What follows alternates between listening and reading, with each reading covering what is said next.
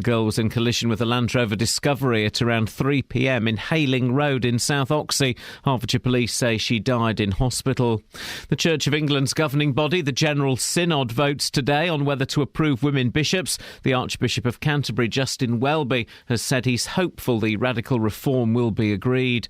More than £11 million is being spent in Beds, Herts and Bucks preparing to provide free school meals to primary school children. The new government directive that covers all children from reception to year 2 comes into force in September. Councils in this region say they will be ready. More from Carol Abercrombie. The government money is being spent on providing the meals and capital grants for building work. There's a mixed picture across the 3 counties, with some local authorities employing a catering company. In others, individual schools are building kitchens. The councils say all schools will be prepared by the end of the summer holidays. Critics say the money could be better spent on education. The formal opening of the £24 million Luton Inner Ring Road is due to take place this morning, but motorists won't have full access to it straight away. Transport Minister Baroness Kramer is due to attend the opening ceremony. There'll be a phased opening to the public of the Luton Town Centre transport scheme during the school summer holidays. The X Factor judge, Cheryl Cole, has confirmed that she married her French boyfriend in secret last week. The 31-year-old singer made the announcement on her website. She divorced from footballer Ashley Cole in 2010. In sport, Germany is celebrating victory in the World Cup final after a 1-0 win over Argentina, courtesy of Mario Götze's extra-time goal. Dan Rowan was in Rio. I think they had all the momentum, this team, after that astonishing 7-1 demolition of Brazil in the semi-finals. Germany deserve huge credit for this. They've done what no other European nation has done, won a World Cup on South American soil, and I think inevitably, because of the country's emphasis on homegrown talent and putting in place systems to support their national footballing team, England will be asked to look and learn from what the Germans have achieved. The weather, dry and sunny this morning, cloudier this afternoon with a chance of a shower this evening, a maximum temperature 25 degrees Celsius, and you can get the latest news and sport online at bbc.co.uk/3 counties. BBC Three Counties Radio's big tour of Beds, Herts and Bucks. Absolutely picturesque, beautiful bridge to drive over. It's all about where you live. Nice quiet village just on the outskirts of Bedford Town Centre. And all this week we're featuring some of our North Bedfordshire villages. It's always been a lovely village, local, and quiet. It actually has everything anyone could want in a village. The big tour of Beds, Herts and Bucks. BBC Three Counties Radio. I just said something very, very rude before I opened my microphone. Members of the team are saying very rude things in my ears right now. It's not BBC Radio Shropshire, for goodness sakes, guys. We don't do that kind of stuff here.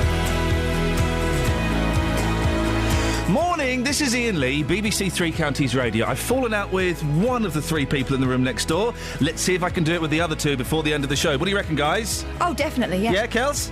Oh, I didn't listen to what you said. Scoins? Scoins isn't listening to what you said. Oh, he's the one I fell out with.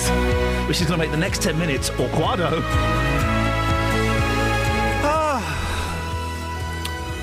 Yeah. Coming up on the show this morning, council gags, and not the funny kind. School dinners, the free kind. And new roads, the ringy kind.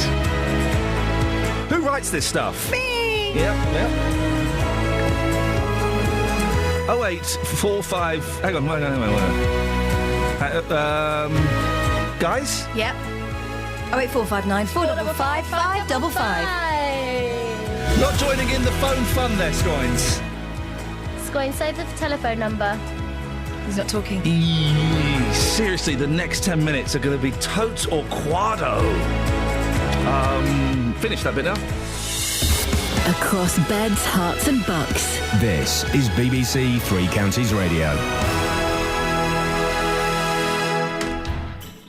Yeah, it's the Bee Gees. Not just any Bee Gees, it's the 1980s Bee Gees, when I would say they were at their peak.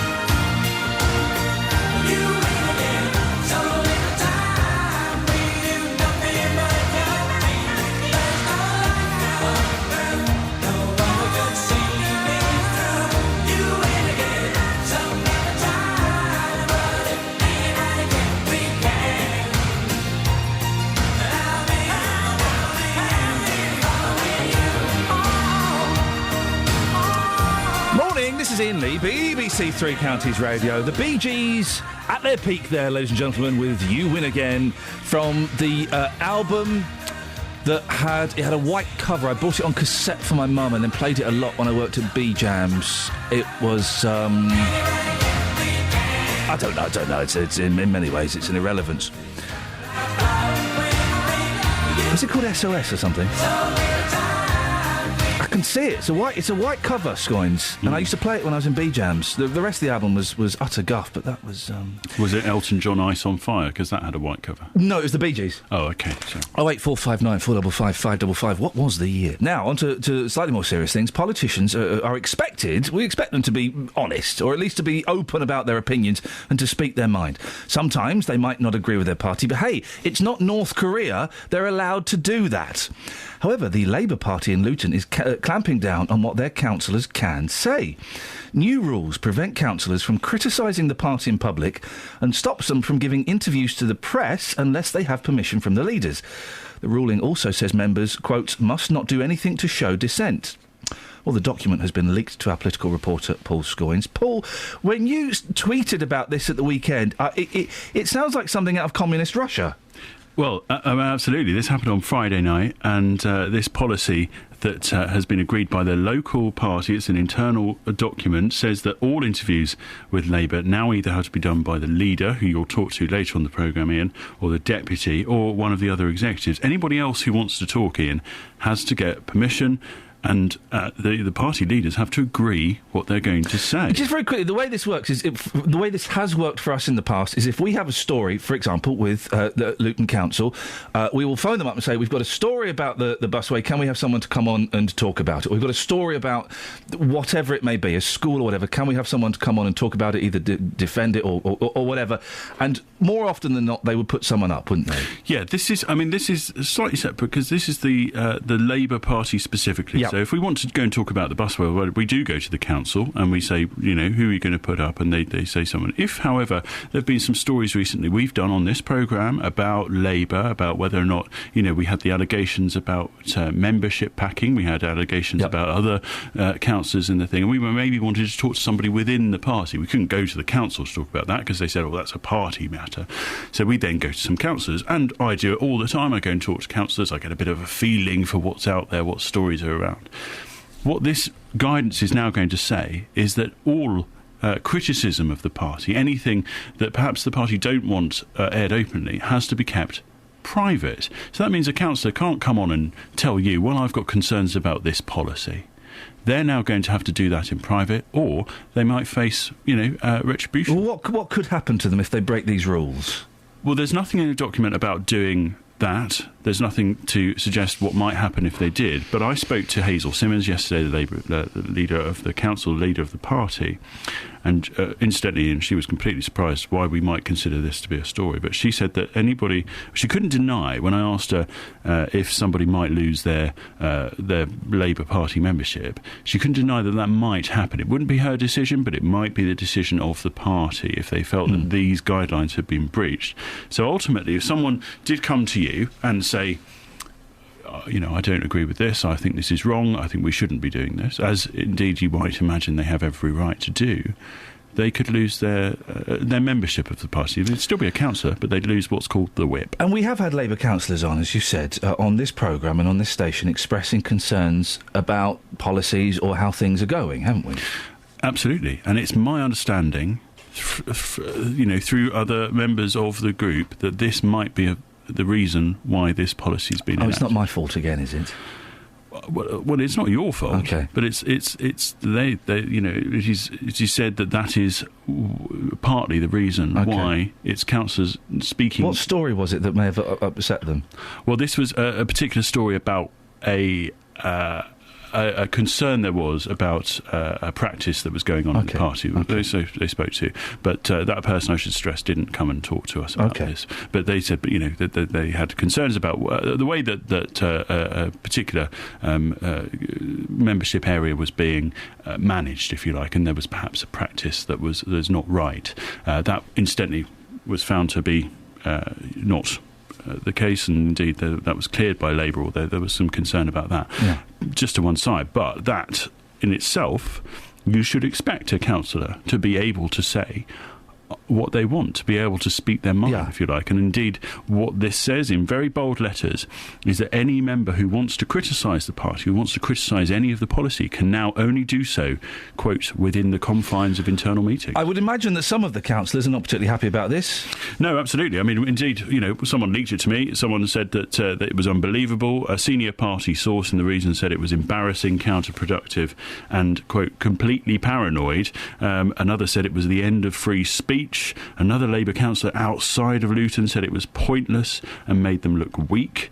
And indeed, of course, as you'd expect, other parties are having a field day. And indeed, the Conservative chairman in the Chiltern said that the party had overstepped the line and that councillors can speak freely there. Another, a Lib Dem councillor in Milton Keynes, said it was horrible to see councillors silenced. And what, the Labour leadership in Luton, what are they saying? Well, she says that this is Hazel Simmons, you'll talk to her later, that councillors aren't being gagged, that this is designed to make sure that councillors put out a positive message about the council in public. She did agree that they must get permission to speak, and she effectively said that this is being done so that any disagreements are done in private and not through the press and through programmes like yours. So Labour councillors have got to basically toe the party line or shut up. Effectively, yeah, that's absolutely it. And she did say, though, and I asked her if she'd ever disagreed with Labour herself and whether or not she'd ever had a time where she'd sort of spoken openly against the party. And she did say that there had been when Labour were in government, she did oppose the closure of some post offices. And I said, well, did you get permission to do that? And she said, no, of course. So indeed, you might say, well, actually, you've done it before. Would you have then fallen foul of your own rules before? And indeed, one of the local MPs, Calvin Hopkins, a long history of opposing his own party. If he was having to sign up to this, I'm sure he would then face the same retribution. So she said that that she doesn't want to end up with councillors who are just automatons, robots who just do what they have to do.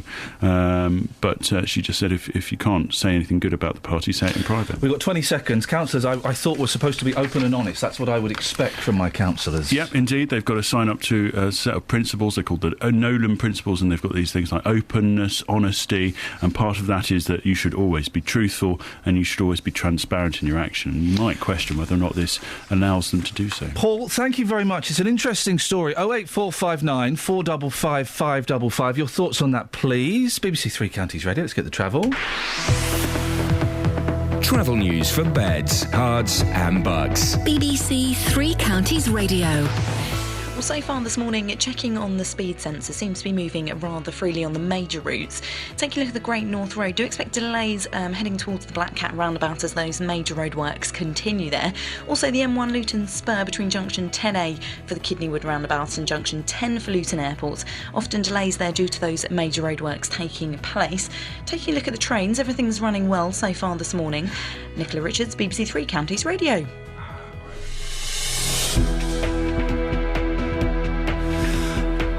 Right, it's 6:17. It's Monday, the 14th of July. I'm Iain Lee. These are your headlines on BBC Three Counties Radio.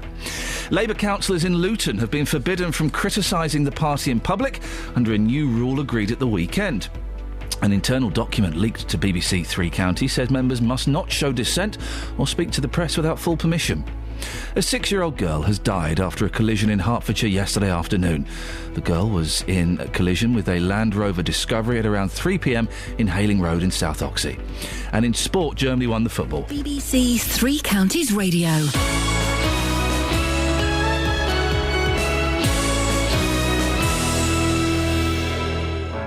Every weekday from 3. Spend your afternoons talking about beds, hearts and bucks. It's an amazing venue. If you haven't been to Amstel Park, get along. It's absolutely beautiful. Discussing the biggest stories. In terms of our people, we've invested £5 million to recruit new nurses. In the company of friends. Howard Berry, Ian Brown, Amanda Devlin. Amanda, what have you been watching this week? I went to the Happy Days. And debating the week's hottest topics. The biggest problem is actually lack of money, lack of opportunities, poor availability of training. The use of CCTV spy cars to catch people who park illegally is to be banned. Roberto Perroni, weekdays from 3. BBC Three Counties Radio. Get in there, Cass! Listen to the emptiness of the raindrops on the ground, beating out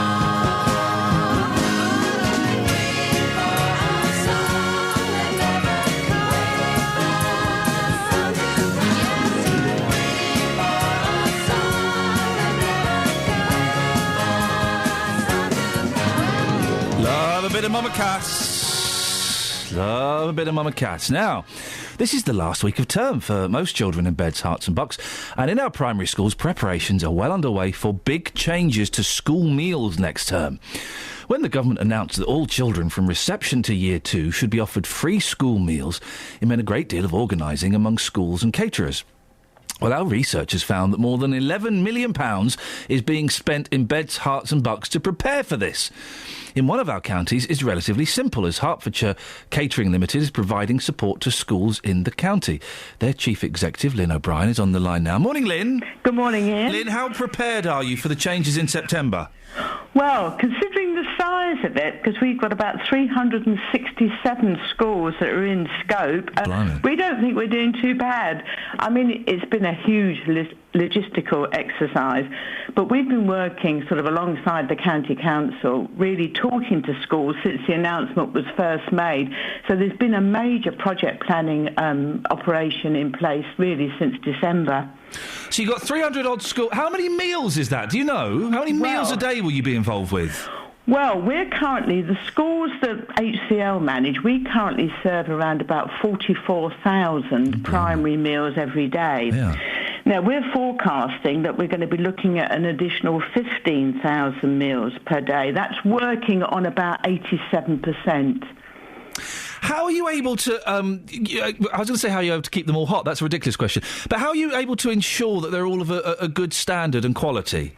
Well, this is all the work that's been taking place, which has been, what we've done is that we've talked to every single school on an individual basis and looking to see what arrangements they've got in their kitchens with regard to capacity for ovens, fridge, freezers, a whole raft of issues to make sure that schools are actually they've got the equipment and our staff have got the equipment to deliver the meals. We do have a very high standard of service delivery, quality across the piece. And what we've been doing is we've been doing a big training exercise with all of our staff to help them cope with delivering the additional meals. So it might mean that we're going to have to do more things like batch cooking to make sure that there is freshly prepared food of a high quality right down to the very last child. And have all the schools been cooperative about this? Because I know that some schools are kind of, when this was announced, sort of panicked a little bit that they wouldn't be able to cope or afford or be ready in time. And I think that is true. I think head teachers are on board with the principles of it all, you know, the linking, the nutrition, educational achievement and good health and well-being. But it has been, the problems have been around about the logistics, where a lot of schools have been concerned about how are they going to actually be able to accommodate all these additional children in the dining room. So that's been a huge issue for them. But having said that, I think since Christmas, since after Christmas, when we started working with some of these schools who've got big problems, especially schools where they're going to have, say, more than additional 50 children a day, we've been working with them to sort of come up with innovative solutions around about how they can actually address that. Finally, Lynn, some people have raised concerns about waste. How do you ensure that you have the minimum of waste and that children will eat the food that's been provided for them? Well, I think there's some real key elements there, because I think come September, as is always the case, it's really important that we get the menus right, which is about getting the balance between good nutrition but also popular food. Because with children, as with adults really, it's about, you know, what does the food taste like, what does it smell like, what does it look like. So if we can engage children and get them on board from September and with good menus sustain the uptake, I think we're going to find that this is going to be a really unique opportunity for us all to make a difference for our young people. Lynn, best of luck. We may speak in September when this all kicks in. That's the Chief Executive of Hertfordshire Catering Limited, Lynn O'Brien. 1, 2, 3, 4, 5 This is going to end abruptly. Hang on. Hang on. Hang on. This is going to end abruptly. There we go, it ended abruptly. What happened there? You gave me the 15-second version. What? As opposed to the full... Why would I do that? Because you're nuts. Oh, my goodness. Right, let me sort that out. Hang on. Catherine Boyle has... I tantalised you, the idea of having a bit of You teased me. You showed me a little bit of thigh, and then as I snuck up to have a closer look, you put on a pair of loose-fitting jeans. Hang on. I'll get the whole thing out. Now what are we talking about? The song. Got a cheeky one here. All right. I once made up my own words to that song. Oh, go on, what were they? Vulgar? No, I have 1, 2, 3, 4, 5 fingers on my hand. But I obviously sang it in rhythm. It's factual, but it's not as lyrically beautiful, is it? That song can't come quick enough. We won't have time for the song now. We will. Hang on. Well, we won't. Well, if we don't, we can just replay what you've just played. Yeah. In fact, should we play it now anyway, just so people will like a taster? Coming up later. 1, 2, 3, 4, 5 fingers on my... Can I just have that little bit clipped so that what will happen is I will press a button and it will go... 1, 2, 3, 4, 5. Or just do that. Well, that involves me having to hover. It's in. Hang on. It'll be in a sec. Honestly. We won't have time for it. There, go. We haven't got time for it. It's 4.5 minutes. All right, you play more than 15 seconds. That's going to be a bonus. There's no bonus involved there. OK, let's talk about something else then. How was your weekend, Kath? It was all right, yeah. I'm in a bit of a quandary, though. Oh, go on. I've got to make a Mama Cass outfit for a 2-year-old. What? She's obsessed with Mama Cass. As we all are, Thanks to your recommendations. You didn't burn me a CD, that would be wrong. Yeah. Recommendations were made, and I've been playing it in the car. No, I burnt you a CD. And my 2-year-old is obsessed, and that's what she wants to be when she grows up now. A fat dead woman? Mama Cass. Like I said, don't let her near ham sandwiches or heroin and she should be OK. I think the lesson that Mama Cass can teach our youth is that you can be different and special and you don't have to look like everyone else. Oh, I love Mama Cass. Beautiful woman. And that's the message I've been ramming home in the car. OK. They still like the music, though. No, but they lectures. should like the music. Yeah. So how do I make a Mama Cass outfit? Because they don't do them. They don't do them in online anymore, do they? No. Kels? Are you asking me about the Mama Cass? No, I'm asking you about the weekend. I don't expect you... Unless you have a solution to the Mama Cass quandary. You could just put her in bed. By the way, guys, if anyone wants to start a band, you can have the name, the Mama Cass quandary. That's yours. That's yours. You take that, and I look forward to seeing you on Top of the Pops or at the Reading Festival My weekend soon. was really good. I went to a comedy show on a boat. Okay. Tattershall Castle? Yes. Yeah, I've done stuff there. It's good there, isn't it? Yeah. It's nice. Who did you see? What comedians did you see? Some chick... Aye. Some French fella. Hey. Some Irish fella. Whoa. All the genders and nationalities. I know. And then 2 gays come out and played the piano. Literally all the genders. What were the gays called? Hilarious. Were they bald? Yes. Do you know the 2 person and a piano that used to be 3? No. One's old and one was young. I think I know them. I think I've done stuff. What were they called, though? Can't remember. That would be the deciding factor as to if I knew them or not. I know 2 gays that are bald that play piano and sing songs. And they come out in very little clothes on, and it's leather. Yeah, I know that. I know them. Yeah, they're nice. I say I know. I've not seen them for years, but... We didn't stay till the end. OK. Why? Well... How did you get off? It was a boat. No, it doesn't set sail. All right. I so want to buy a boat. It's my life's ambition to buy a boat. I think you should buy a boat, and I think you should put your drum kit on it. You can get a little... you can get like a nice boat with... I was going to say with a hood. With like you can get a nice boat that you could legitimately wear a captain's hat on for about £2,500. You couldn't legitimately wear a captain's hat. You totally could. Oh, come on. I love captain's hats. We'll just get a captain's hat. It's cheaper. We could have definitely played that song by now. Yeah, probably. Travel news for beds, cards and bugs. BBC Three Counties Radio. The Great North Road, just around the Black Cat roundabout, building up in patches due to those major roadworks continuing there. The M1 Luton Spur also building up in patches between junction 10A for the Kidneywood roundabout and junction 10 for Luton Airport.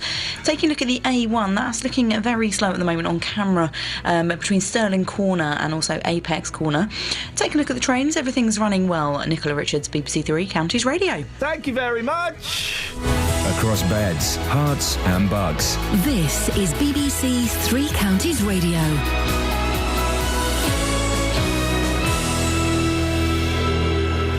It's 6:30, I'm Simon Oxley. Labour councillors in Luton have been forbidden from criticising the party in public under a new rule agreed at the weekend. An internal document leaked to BBC Three Counties says members must not show dissent or speak to the press without full permission. A 6-year-old girl has died after a collision in Hertfordshire yesterday afternoon. The girl was in collision with a Land Rover Discovery at around 3 p.m. in Hayling Road in South Oxley.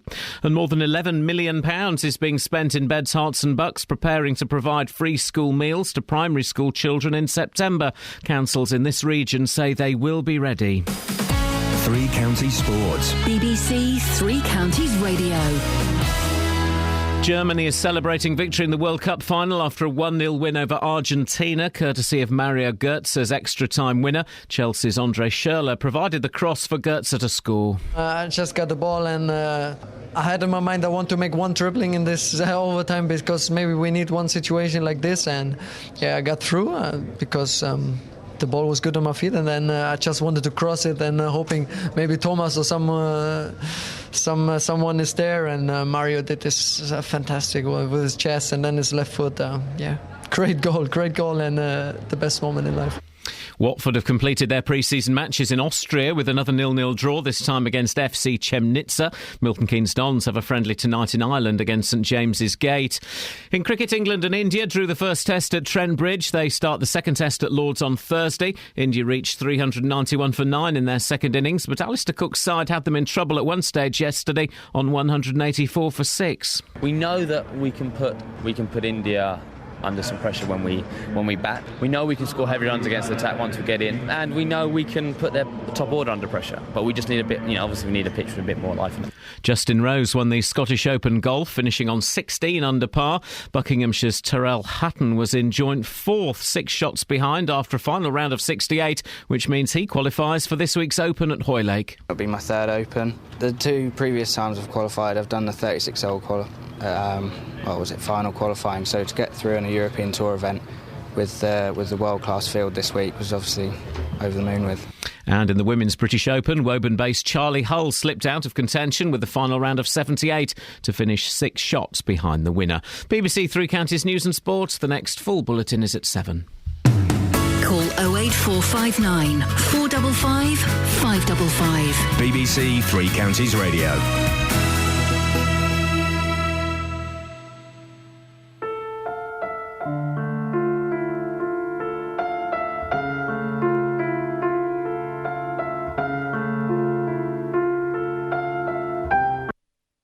Sad music there, isn't it? Yeah, it was a bit sad. A bit sad, that. I just wonder if I can just do this. Look, this will make it work a little bit better. Hang on a second. This is what we can do. Hang on, bear with me. No. Yeah, no, you do the same thing again? Yeah, no, I meant to. Because right, okay. Now they're on separate faders. What's your beef? Don't like these headphones. Oh, for goodness sake.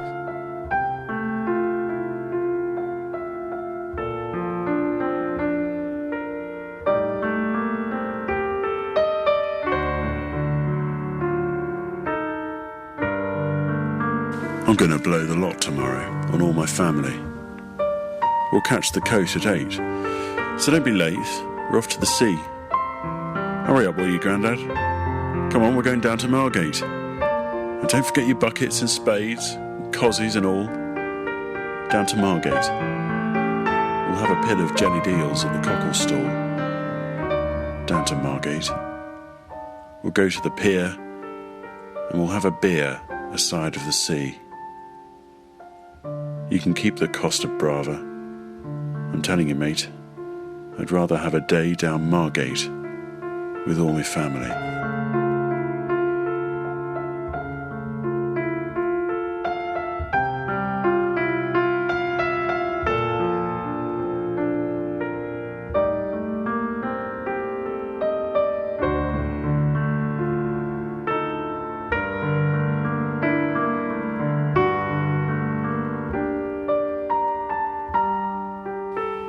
I'm not going to be made to look a fool anymore. You've done it once too often. What do you take me for? Oh, darling, there isn't any pleasing you, is there?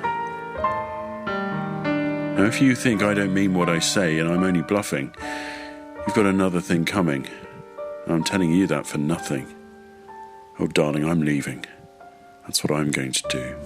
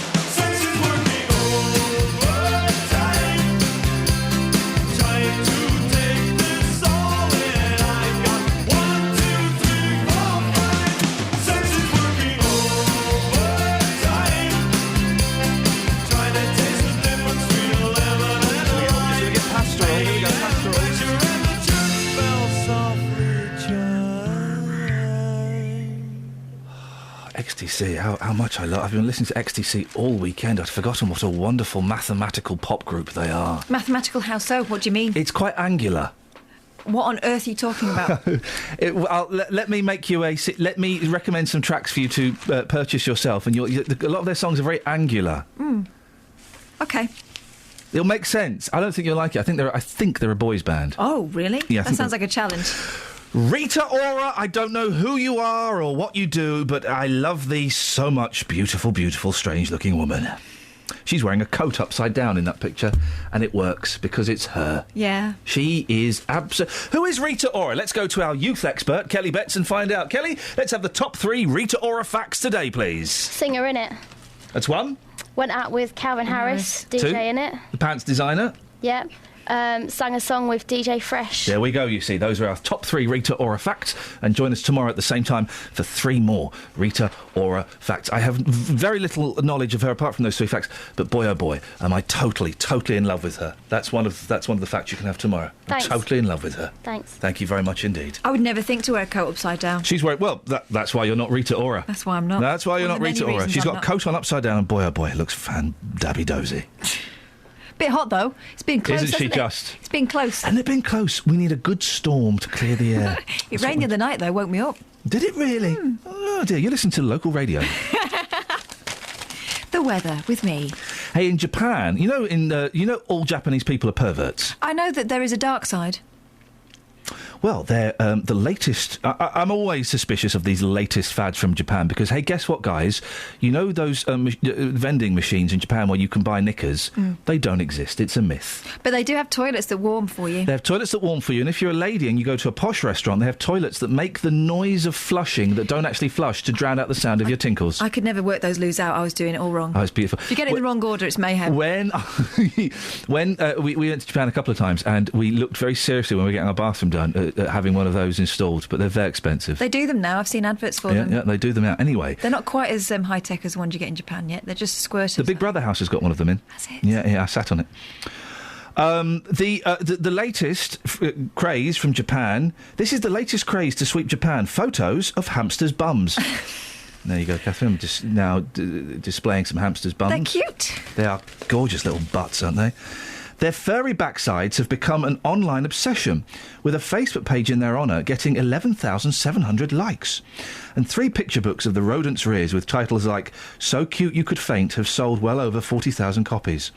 Fan Midori Toka posted on Facebook, "Oh God, hamster butts are just so adorable." The craze is called hamuketsu, a combination of the Japanese words for hamster and bottom. Photographer Hiro Nakamura, who snapped dozens of pets' bums for a £3.67 book called Hamiketsu, So Cute You Scream Long Time. That's to me the title of my autobiography. So Cute You Scream Long Time, joked, "You can imagine the look on the pet owner's face when I did my indecent proposal. Wow. It's delightfully cute. I can't stop smiling when I see those bottoms." Cute is a big thing in Japan, isn't it? Cute is a massive thing in Japan. Cute is a weird thing in Japan. Hey, why are there grown women walking around as schoolgirls in Japan? Yeah. That's weird. We have been watching Japanese cartoons all weekend. Oh. Yeah. Culture. Studio Ghibli. Are you I'm unaware of Studio Ghibli. Oh, well, maybe I'll lend it to you. Yeah, go on. Or recommend you buy one. Or 2. You can lend it to me, that's not illegal. There's one called Ponyo, which is about a girl who is a goldfish, and she is being kept under the sea by her father, who is a mad kind of wizard. Of course he is. But she gets trapped in a jar, and a little boy finds her, and then she starts turning into a little girl again. Yeah, that's all about parental control and not wanting your children, infantilising Totes. your children. And there's another one called My Neighbour Totoro, which is about 2 little girls who go to live in the countryside, and they crawl in a bush, and there's a monster in there, but he's a nice one, even though he's quite frightening. And then a bus comes and it's made out of a cat, and they get inside it. Yeah, I think we may have lost the audience ever so slightly there. Anyway, that's good. I've got another one called Spirited Away, but apparently that's... I'll borrow that. That's good, that is. I've heard that's good for things grown-ups. about it, but I'm not sure the kids are ready for it yet. You got a story or not? No, but hang on, let me buy you some thinking time. 1, 2, 3, 4, 5. Oh, there you go. Those films are weird, but my kids love them, and I don't really know why.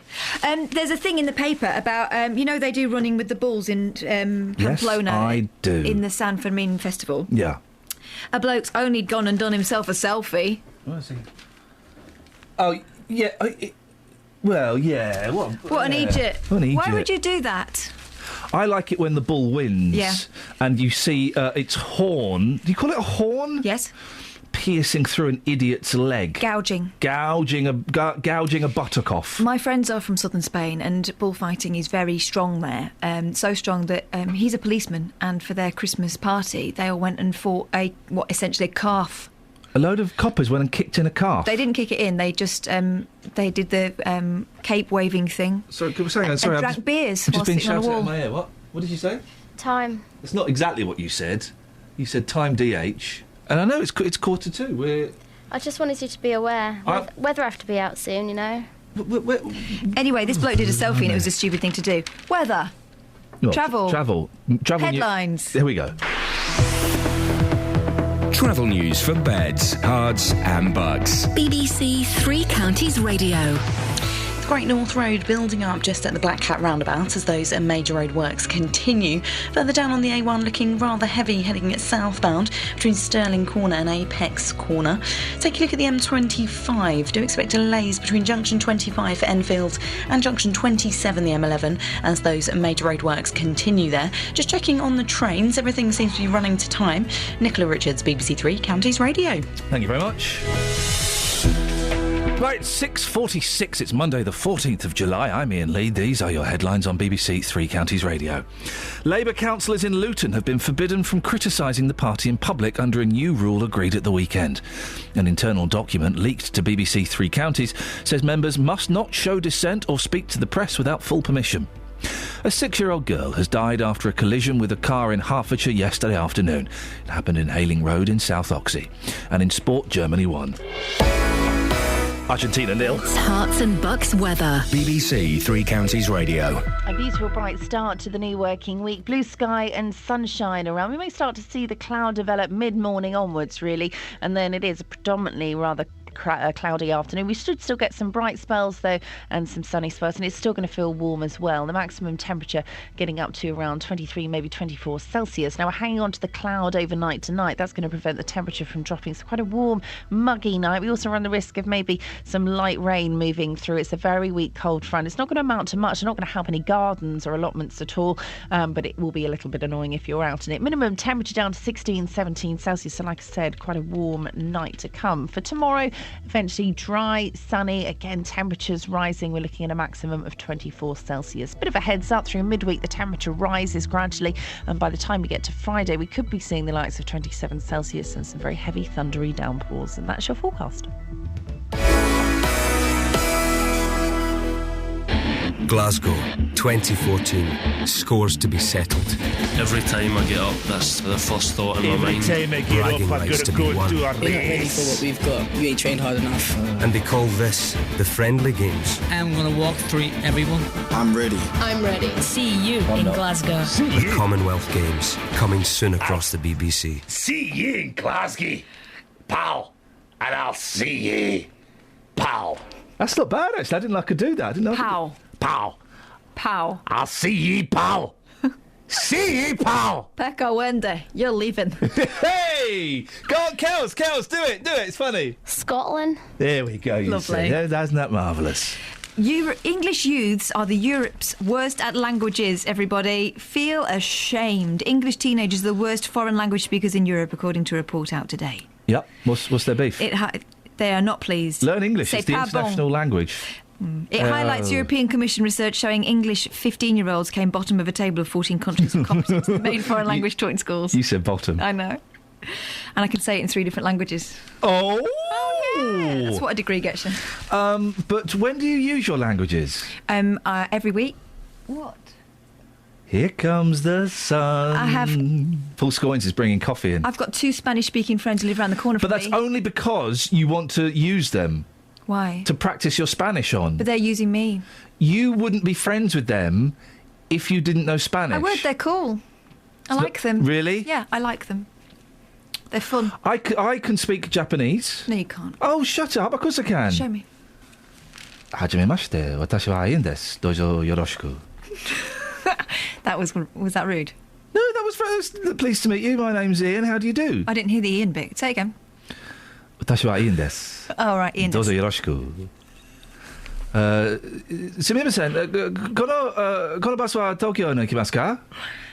No. このバスは東京行きますか? I've just asked, excuse me, does this bus go to Tokyo? The driver, I'm assuming that the driver has said no. I then said, well, which bus does go to... They wouldn't tell you if it wasn't going. I got lost in Japan once and it took them about 10 minutes to break the news to me because they didn't want to be impolite. I blew the mind of a bus driver and a whole... Thank you, Paul.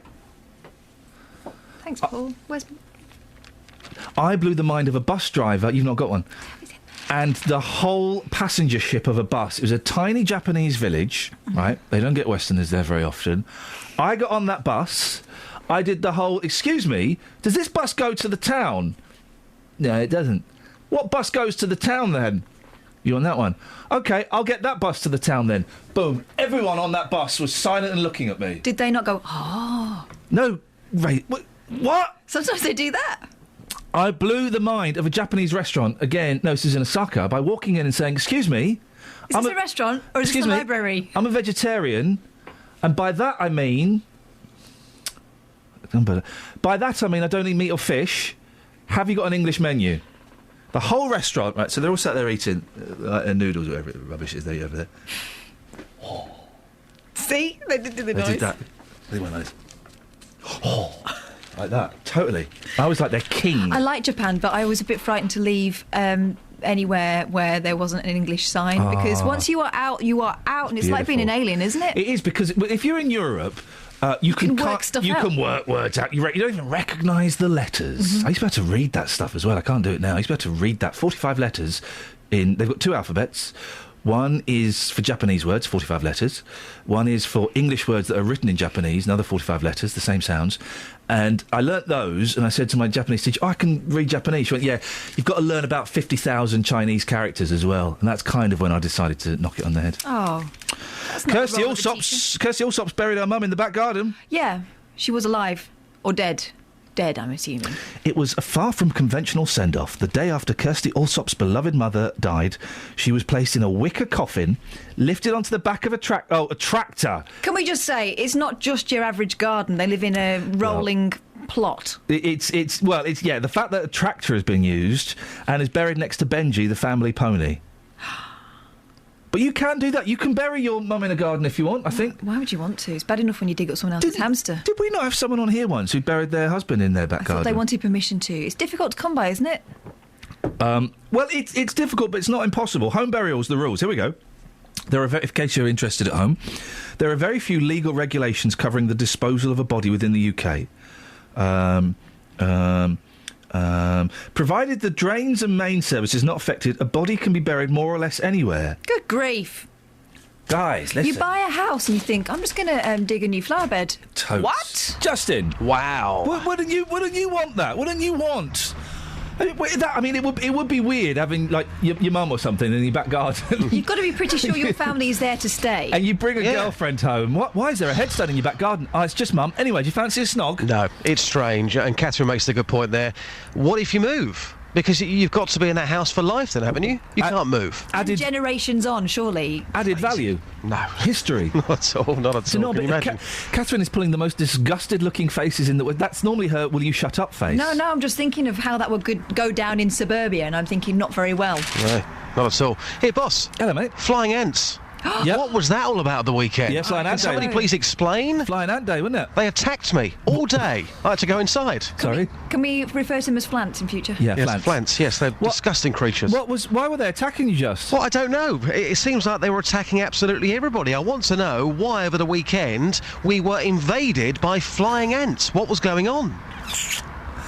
Saturday was Flying Ants Day. Now, I was, I don't want to name drop, I was hanging out with TV sensation Ryland Clark on Saturday. Oh, were you? Lovely, yeah. What's he like? Is he nice? He's absolutely delightful. Did he catch them in his mouth? No, they were all over him. I was fine. I was free. They were all flying on him.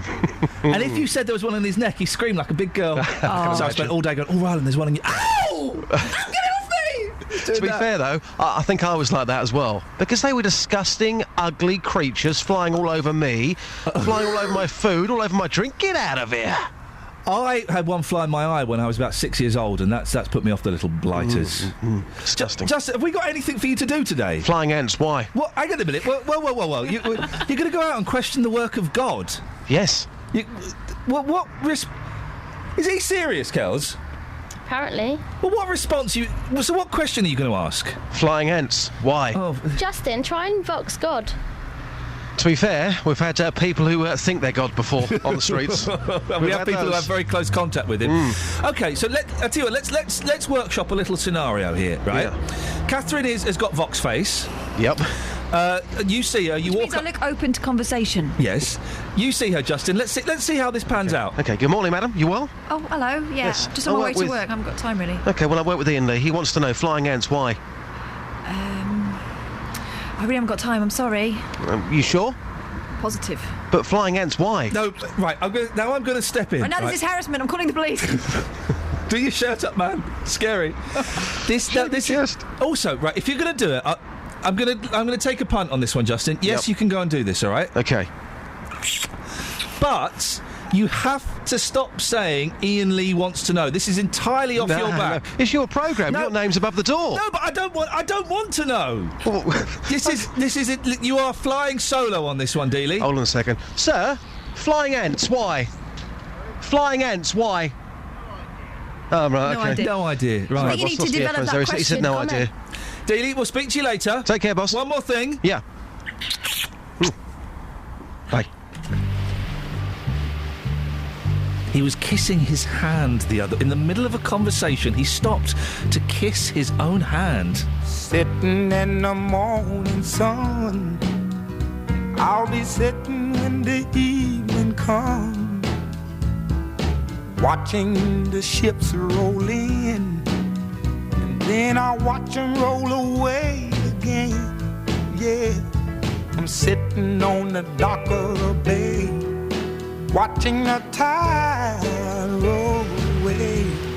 Ooh, I'm just sitting on the dock of the bay, wasting time. I left my home in Georgia, headed for the Frisco Bay, 'cause I've had nothing to live for, and look like nothing's gonna come my way. So I'm just gonna sit on the dock of the bay, watching the tide roll away. Ooh, I'm sitting on the dock of the bay, wasting time. Look like nothing's gonna change, everything still remains the same. I can't do what 10 people tell me to do, so I guess I'll remain the same. Listen, sitting here resting my bones, and this loneliness won't leave me alone. Listen, 2,000 miles I roam just to make this dock my home. Now I'm just gonna sit at the dock of a bay, watching the tide roll away. Ooh, I'm sitting on the dock of a bay, wasting time.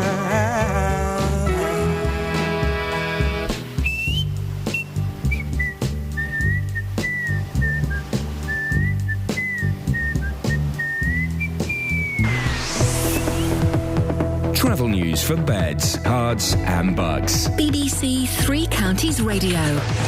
The M1 heading southbound, looking rather heavy at the moment on the speed sensors between junction 10 for Luton Airport and junction 7 for Hemel Hempstead. Looking rather heavy on the A1 as well, heading southbound between Stirling Corner and Apex Corner on camera. And also rather heavy moving on the North Orbital Road just off the M25. The A10, that's looking rather heavy as well between the Great Cambridge Road and also junction 25 for the M25. So far, taking a look at the trains, everything's running well, no reported problems or delays. Nicola Richards, BBC Three Counties Radio. Nicola? Yeah? Are you sitting on a photocopier? How do you know? Well, I can just hear reams of paper coming out. I may well be, yeah. Oh, thank you very much indeed. There's an image. Right, let's get the news and sport now. Here's Simon. Oh, I can see JVS is in the house.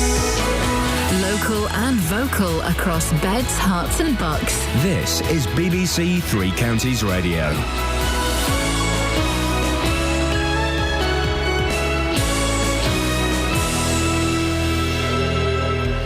It's 7 o'clock. The headlines: Luton Labour councillors in gagging row, 6-year-old girl killed in Hertfordshire collision, and schools getting ready for free school meals. BBC Three Counties Radio. Labour councillors in Luton have been forbidden from criticising the party in public under a new rule agreed at the weekend. An internal document leaked to BBC Three Counties says members must not show dissent or speak to the press without full permission. More from our political reporter Paul Scoynes. One senior member has called this ruling embarrassing and completely paranoid. It bans members of the party from speaking openly about anything without permission from the party leaders.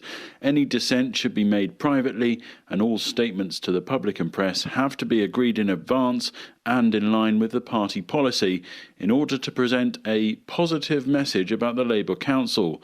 Any councillor who speaks out or disagrees in the future could ultimately be kicked out of the party. The 6-year-old girl has died after a collision with a car in Hertfordshire yesterday afternoon. It happened at around 3 o'clock in Hayling Road in South Oxley. Hertfordshire police say the girl died in hospital. The driver and passengers in the car, a Land Rover Discovery, were not injured. The Church of England's governing body, the General Synod, votes today on whether to approve women bishops. The Archbishop of Canterbury, Justin Welby, has said he's hopeful the radical reform will be agreed. More than £11 million is being spent in Beds, Herts and Bucks preparing to provide free school meals to primary school children. The new government directive that covers all children from reception to year 2 comes into force in September. Councils in this region say they will be ready. More from Carol Abercrombie. The government money is being spent on providing the meals and capital grants for building work. There's a mixed picture across the 3 counties, with some local authorities employing a catering company. In others, individual schools are building kitchens. The councils say all schools will be prepared by the end of the summer holidays. Critics say the money could be better spent on education. The formal opening of the £24 million Luton Inner Ring Road is due to take place this morning, but motorists won't have full access to it straight away. Transport Minister Baroness Kramer is due to attend the opening ceremony. There'll be a phased opening to the public during the school summer holidays. Police are appealing for witnesses after a 13-year-old boy disturbed a burglar in his Luton home. The teenager hid as the thief made off with jewellery and computers. More from Lee Agnew.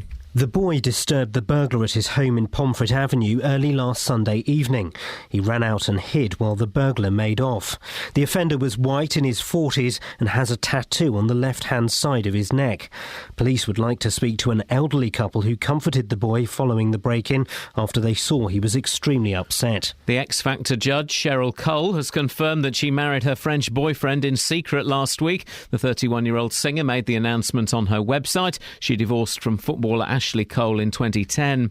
In sport, Germany is celebrating victory in the World Cup final after a 1-0 win over Argentina, courtesy of Mario Götze's extra-time goal. The weather: dry and sunny this morning, cloudier this afternoon with a chance of a shower this evening, a maximum temperature 25 degrees Celsius. And you can get the latest news and sport online at bbc.co.uk/3 counties. BBC Three Counties Radio's big tour of Beds, Herts and Bucks. There's so much going on here. So much. And all this week, we're featuring some of our North Bedfordshire villages. Living rural, you have rural atmosphere. It's all about where you live. Everything you want or your kids want, you don't have to go far, you don't have to be driving miles, you can just stick to the village. The big tour of Beds, Herts and Bucks. BBC Three Counties Radio. Top bants, Scoinsy. High five. Top off-air bants.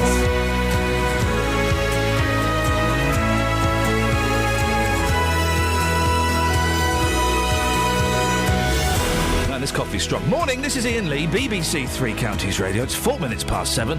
Lots coming up on the show this morning, including council gags, not the funny kind. School dinners, not the funny kind. No, oh no. Kath, I've muffed it up. Start again. Right, here we go. I mean, how far back do you want me to start? And that's the end of the news.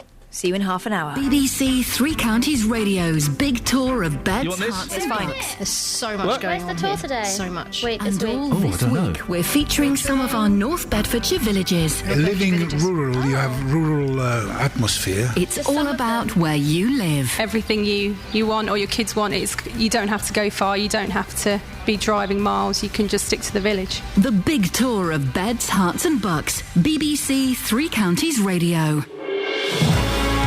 Yeah, great off-air band, Scoinsy. That's what I'm talking about. Morning, this is Iain Lee, BBC Three Counties Radio. It's 5 minutes past 7, and this is what's coming up on the show this morning. Council gags, not the funny kind. School dinners, the free kind. And new roads, the ringy kind. 08459 455 555. Across beds, hearts and bucks. This is BBC Three Counties Radio. Now, we've had a suspicion that some of Luton's councillors have been avoiding us lately, and a motion passed by the town's Labour group on Friday suggests that we may have been right. From now on, the borough's Labour councillors won't be allowed to speak to us or any media outlets about anything that risks putting the leadership in a bad light. Members have been told interviews may be allowed in specific circumstances, but will have to be cleared by party bosses. Our political reporter Paul Scoins has been looking into this over the weekend. Paul, you've been talking to senior Labour figures outside the Borough Council about this. What's their reaction been? Well, one, Iain, has told me that it was embarrassing, counterproductive and completely paranoid.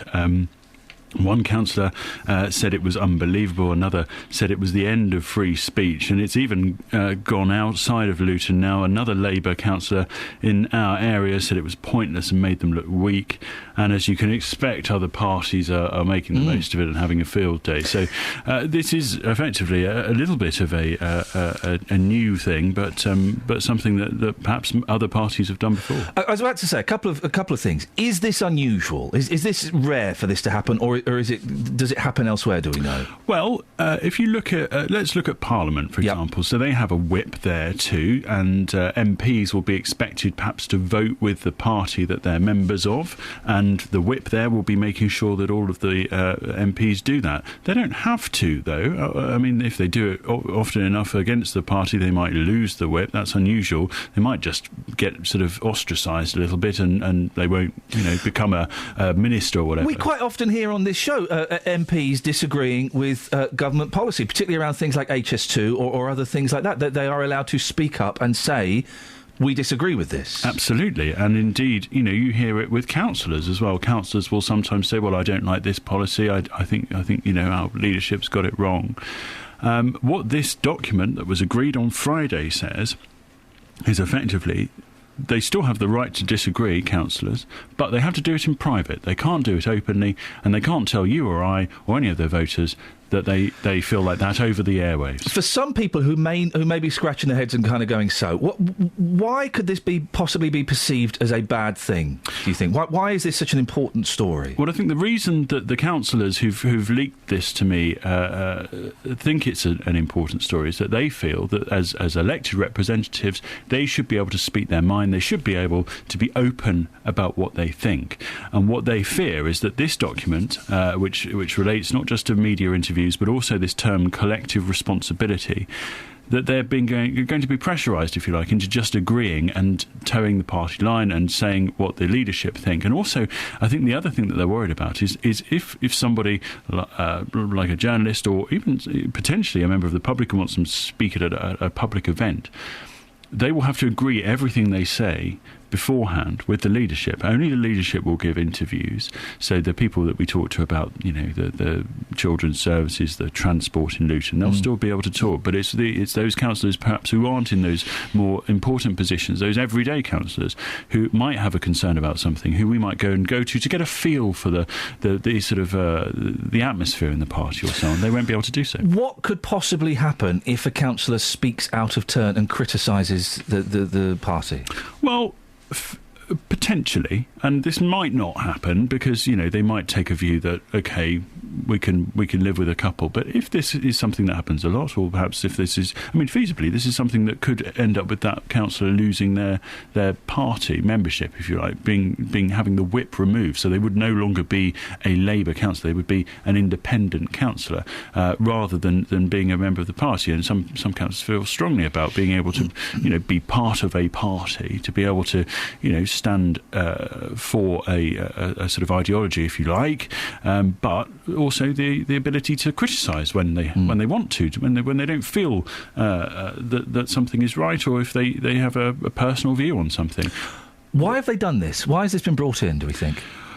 Well, what some of them who've come to me have said is that they feel that this is a reaction to some people coming to us at the station and talking about some stories. We had a council on the show who made some allegations about other members packing out the membership of the party in some areas to gain an advantage. Of course, there was an investigation into that, and Labour found that there wasn't a case there. And they believe that this is potentially something that might have come from that, or sort of others have said that to me. But I think, you know, what the official line is that this is something that lots of parties have. It's just they've decided to write it down rather than have it as an unspoken rule, if you like. And I think because of that, because of the way that this has been worded, because of this particular line saying that members must ensure they do nothing publicly or in the media to show dissent, they must only disagree within the confines of internal meetings. It's very strict. It's almost a little bit, you might think, a little bit draconian, according to some of the other councillors who've spoken to us. And I think that's potentially something that concerns them. Where would this put whistleblowers?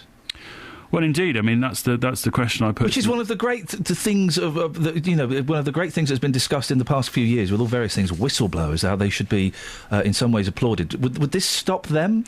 Well, what the leader who I spoke to yesterday, and you're going to talk to her a little bit later, Hazel Simmons. She said is that she still would expect councillors to come to her and say, I don't agree with something.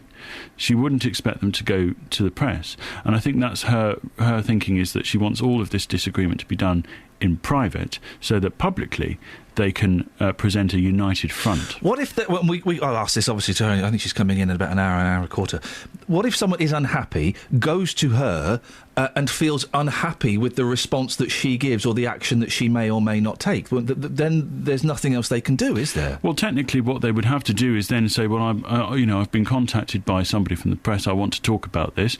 And they would then have to agree that with the senior leadership about what they were going to say. Now, if they didn't, and the line here is make sure they get that permission to ensure they're not deviating from the policy. Now, I think that their concern would be is that potentially it stops them from being able to speak out now in future, because by having this document here, it formalises the agreement, and so they can technically be sort of held against it and potentially lose their not their position, but lose their membership. And that, for a lot of councillors, is a big thing. They want to feel part of something.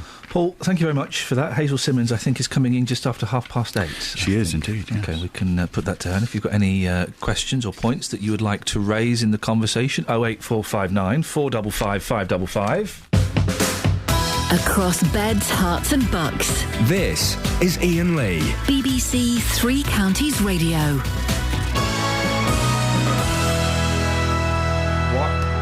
Why would you want to stick around? How you asking me about my weekend? Kath, Oh, ask him. Well, I don't really want... He obviously has something to say. He just said... Oh, what's he doing? Flexing his muscles? He just said... warming down. He just said, can I stick around? I was...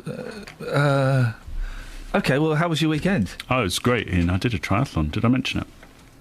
What's a triathlon comprise? It's where you do some swimming, some cycling and some running. Oh, right. It was interesting, actually, because the reason I did the triathlon was because our sports editor, Jeff Doyle, who's... Jeff... Doyle?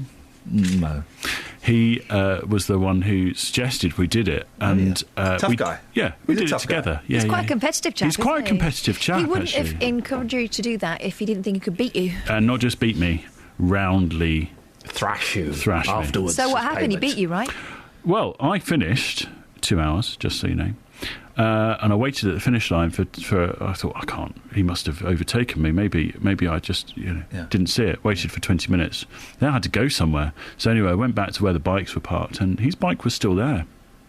Meaning that I'd finished not just before him, but... Before he'd got on his bike? Miles before him. Totally pwned Jeff Doyle. Totally pwned Jeff Doyle. So what was his excuse?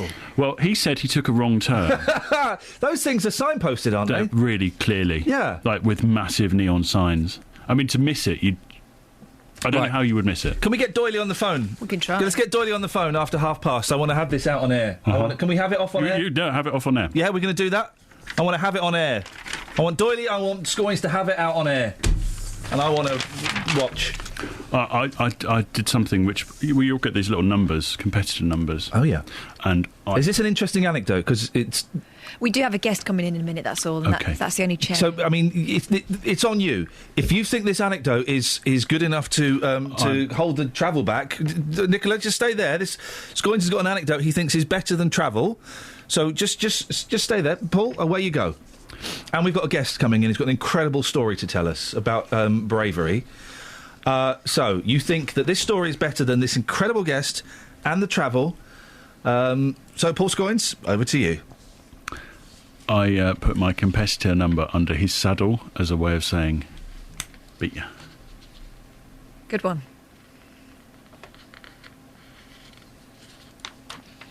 Probably best you leave now, mate.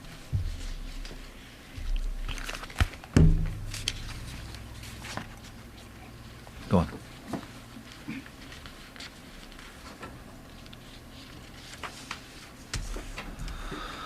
Unbelievable. Travel news for beds, cards and bugs. BBC Three Counties Radio. The M1 heading southbound, looking rather heavy on the speed sensors between junction 12 at Flitwick and junction 10 for Luton Airport. In Borehamwood, rather heavy moving at the moment on the A1 heading southbound between Stirling Corner and Apex Corner, and very heavy moving at the moment on the North Orbital Road just off the M25. The A10's looking slow heading southbound between the Great Cambridge Road and junction 25 for the M25. So far, taking a look at the trains, everything's running to time. No reported problems or delays. Nicola Richards, BBC Three Counties Radio. Thank you, Nicola. 7:17. It's Monday, the 14th of July. I'm Iain Lee. These are your headlines on BBC Three Counties Radio. Labour councillors in Luton have been forbidden from criticising the party in public under a new rule agreed at the weekend. An internal document leaked to BBC Three Counties says members must not show dissent or speak to the press without full permission. A 6-year-old girl has died after a collision with a car in Hertfordshire yesterday afternoon. It happened in Hayling Road in South Oxley. And more than £11 million is being spent in Beds, Herts and Bucks preparing to provide free school meals to primary school children in September. BBC Three Counties Radio.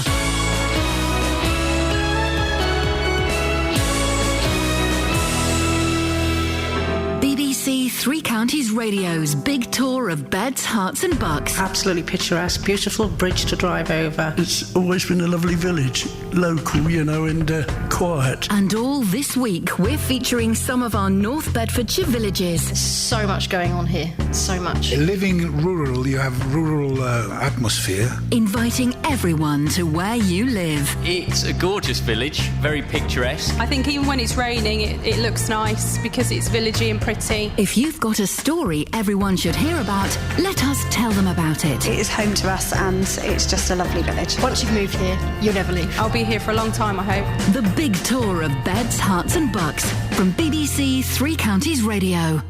08459 455 555 is the telephone number if you want to give us a call and if you want to tell us about your favourite school trip. You can also send me an email, ian.lee@bbc.co.uk, IAIN.LEE@bbc.co.uk, or you can send me a cheeky little text. I say cheeky, I don't mean vulgar, that would be inappropriate. 81333, start your text 3CR. It's literally the least you can do. Kath, what are you giggling for? Why you got the giggles? Oh, nothing, just a funny caller coming up. Well, you say that. Yeah, I mean it. I'm not saying I have the grounds to back it up. What? Give me a little tease. Tease me. Red Steve. Did I lose? Oh, blimey. Okay. Now, my next guest let their 13-year-old stay at home rather than go to a boring old work open day. And the most dramatic thing they expected him to deal with was getting his own dinner. Unfortunately, things are a little bit different for Max. I'm joined by Max's mum, Tina Burgess. Morning, Tina. Morning. Come a little bit closer to the microphone, because this is an incredible story. So, Max is 13, is that right? Correct. And why was he at home on his own? Well, he wasn't supposed to be at home on his own. Right. He was supposed to be spending the day with us. Yep. My daughter's firm had an open day. She lives in Chichester, where she works, and we were going down there to spend the day with them. until the morning, and he refused to come. And he became a stroppy teenager. Oh, man. Now, the thing is, I have got 2 daughters that have grown up. I'm used to stroppy teenagers, and we knew that if he came with us, everybody's day was going to be ruined. Yeah. Because he would just sulk and not be any fun anyway. Yeah. He's 14 in a few weeks' time. He's normally quite sensible. Say normally. Well, normally... He's a 13-year-old boy. Yeah, exactly. Nobody could factor in what had happened. We didn't take that into account when we made the decision. He's at home on his own, and I remember he has a key. He's got a key. Of course, he's a 13-year-old lad. He's at home. But tell us what happened. Tell us the story. Well, bear in mind, I'm only relating what he's told us. Right. He decided he spent most of the morning asleep. And he decided about lunchtime that he would try and find some friends and go to the park, which is what he would normally do at the weekends. Yeah. He rang round and found some friends, so he decided to go down because we've got a landline. So he decided... Gosh, aren't you traditional and old-fashioned? Wow. Anyway, he rang round and found there were some friends at the park, so he thought he'd go down there, took his key, and he was gone for a couple of hours. Yeah. Came back for refuelling because he needed food and drink. And because we were unhappy with him, we hadn't left him with any cash. So he'd come back. Yes. He'd come back to refuel, and then he went back to the park again. And as far as I'm aware, this happened a couple of times, up until about 5 o'clock, when he came back, walked up the road. There were girls and people in the street. And then he heard some noises outside the house. Now, he thought initially it was next door. Yeah. But then he heard a noise from upstairs, which he thought, therefore, was in our house. But he was a bit sort of fired up and a bit sort of, well, what's that? There's nobody in my house. So he opens the front door with the key and confronts a burglar. Oh, blimey. Because of our front door, the hall runs straight through. So there's a good view from the front door hall through to the living room. And there was a burglar in there filling with bags of stuff. Now, fortunately... because this is what I'm really quite proud of him about, was that he decided, instead of freezing or doing anything silly trying to confront this person, he took a good look at what was happening and then turned and ran out. The burglar didn't follow him. But did the burglar see him? Yes. Right, OK. The burglar did see him. Yep. Now, whether that prompted him to leave quicker than he would have done, I don't know. But Max decided that the best thing he could do would be to hide outside so that he could see what was happening. I don't know how he managed to put this together so quickly, but he did. And he went and hid next doors between their 2 parked cars in their driveway so that he had view of the house, but the burglar couldn't see where he was because he was then concerned that the burglar was going to come after him. Yeah. While he was waiting, 2 people approached him and he explained what was happening, and they spoke with him, and they were quite kind to him. But I don't know what the situation was. I don't know what conversation they had with him at the time. The police are very keen to meet this couple, who Max said he's sort of semi-recognised. He thinks they are quite local to where we lived, but they haven't, unfortunately, come forward. Do we know how old they are or what they look like? All I know is that he said that the couple were an older couple. And the lady had straight hair with trousers on, and the man was a little taller and his hair wasn't quite so grey. But that was the only... When did this happen? Well, all this happened just would have been about 20 past, coming up to 5:30, Sunday afternoon of the week before. So not Sunday yesterday, Sunday the week before. Gone. OK, yeah. The thing is, then, while he was talking to this couple, the man exited the house with our stuff. So Max got another look at him, and he supplied quite a detailed statement to the police of this man, who obviously they're keen to speak to. He has a distinctive tattoo on his neck, which we think might be helpful in trying to... What tattoo? The police have told me I'm not supposed to say that. OK, gosh. So... OK. But, I mean, to be fair...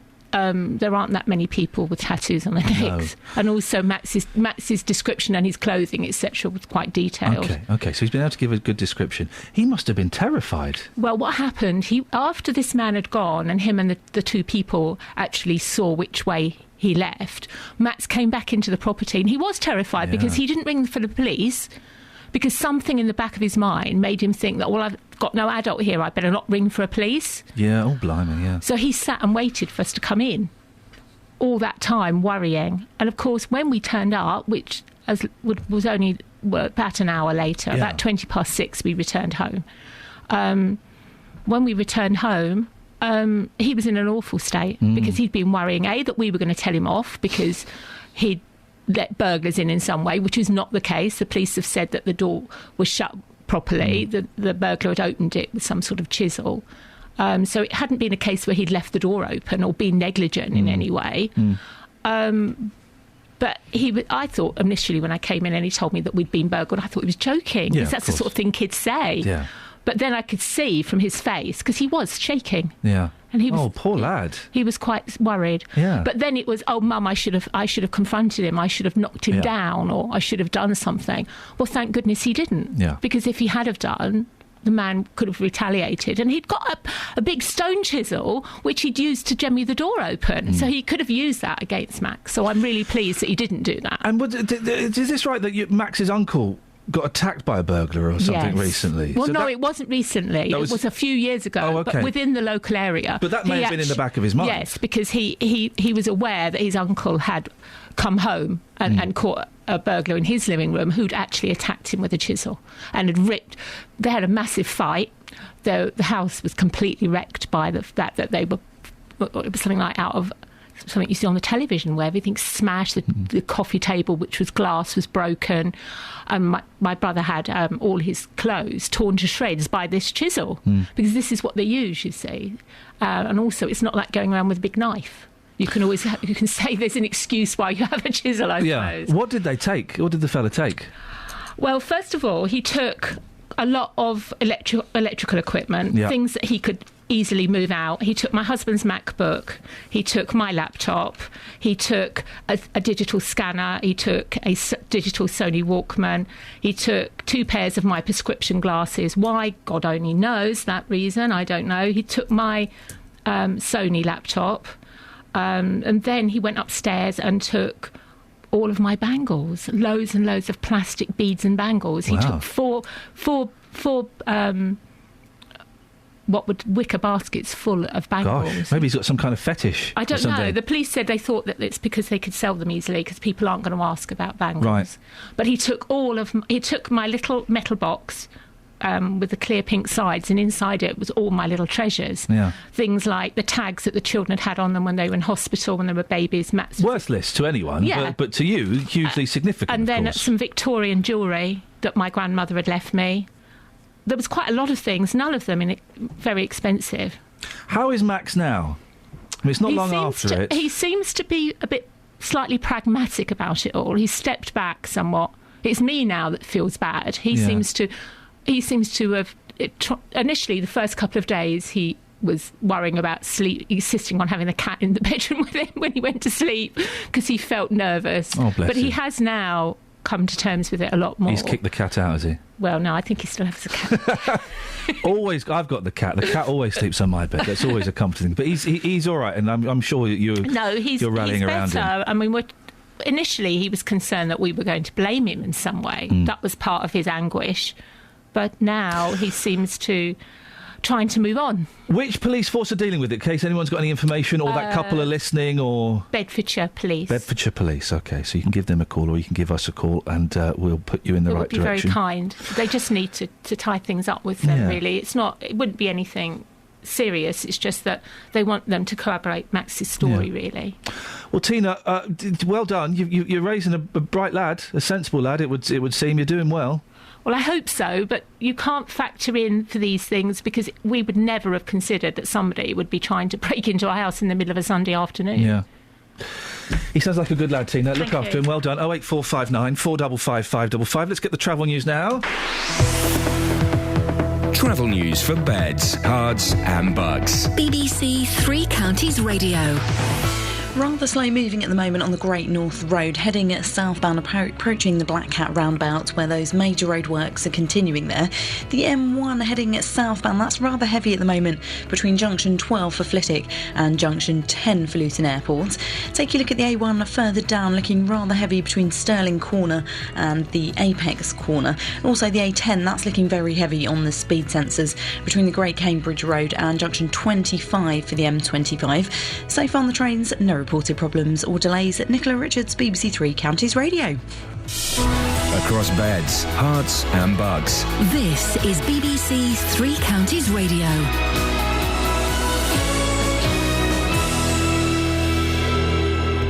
It's 7:30. I'm Simon Oxley. Labour councillors in Luton have been forbidden from criticising the party in public under a new rule agreed at the weekend. An internal document leaked to BBC Three Counties says members must not show dissent or speak to the press without full permission.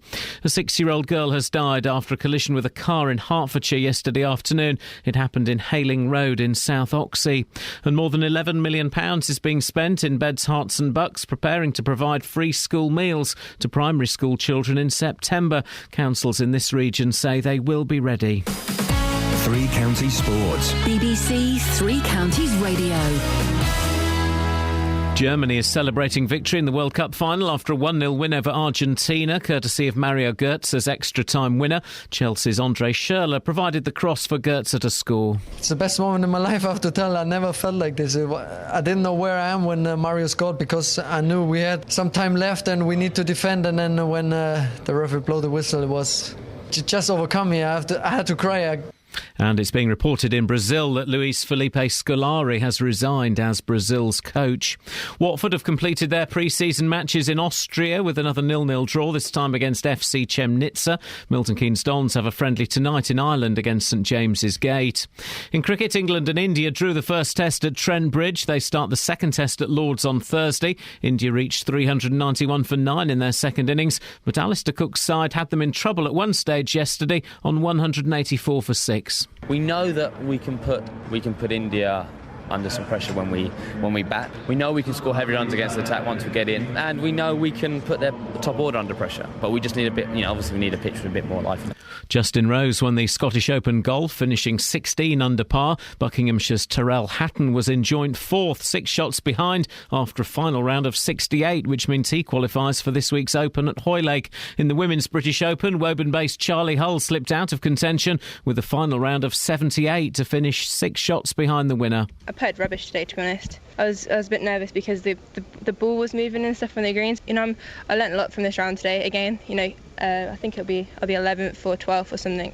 So where I finished, but it's a shame I couldn't birdie the last to finish inside the top 10. And in ice hockey, Milton Keynes Lightning have signed 17-year-old Lewis Hook from Peterborough. The young forward is a Great Britain under-20 international. BBC Three Counties News and Sport. The next full bulletin is at 8.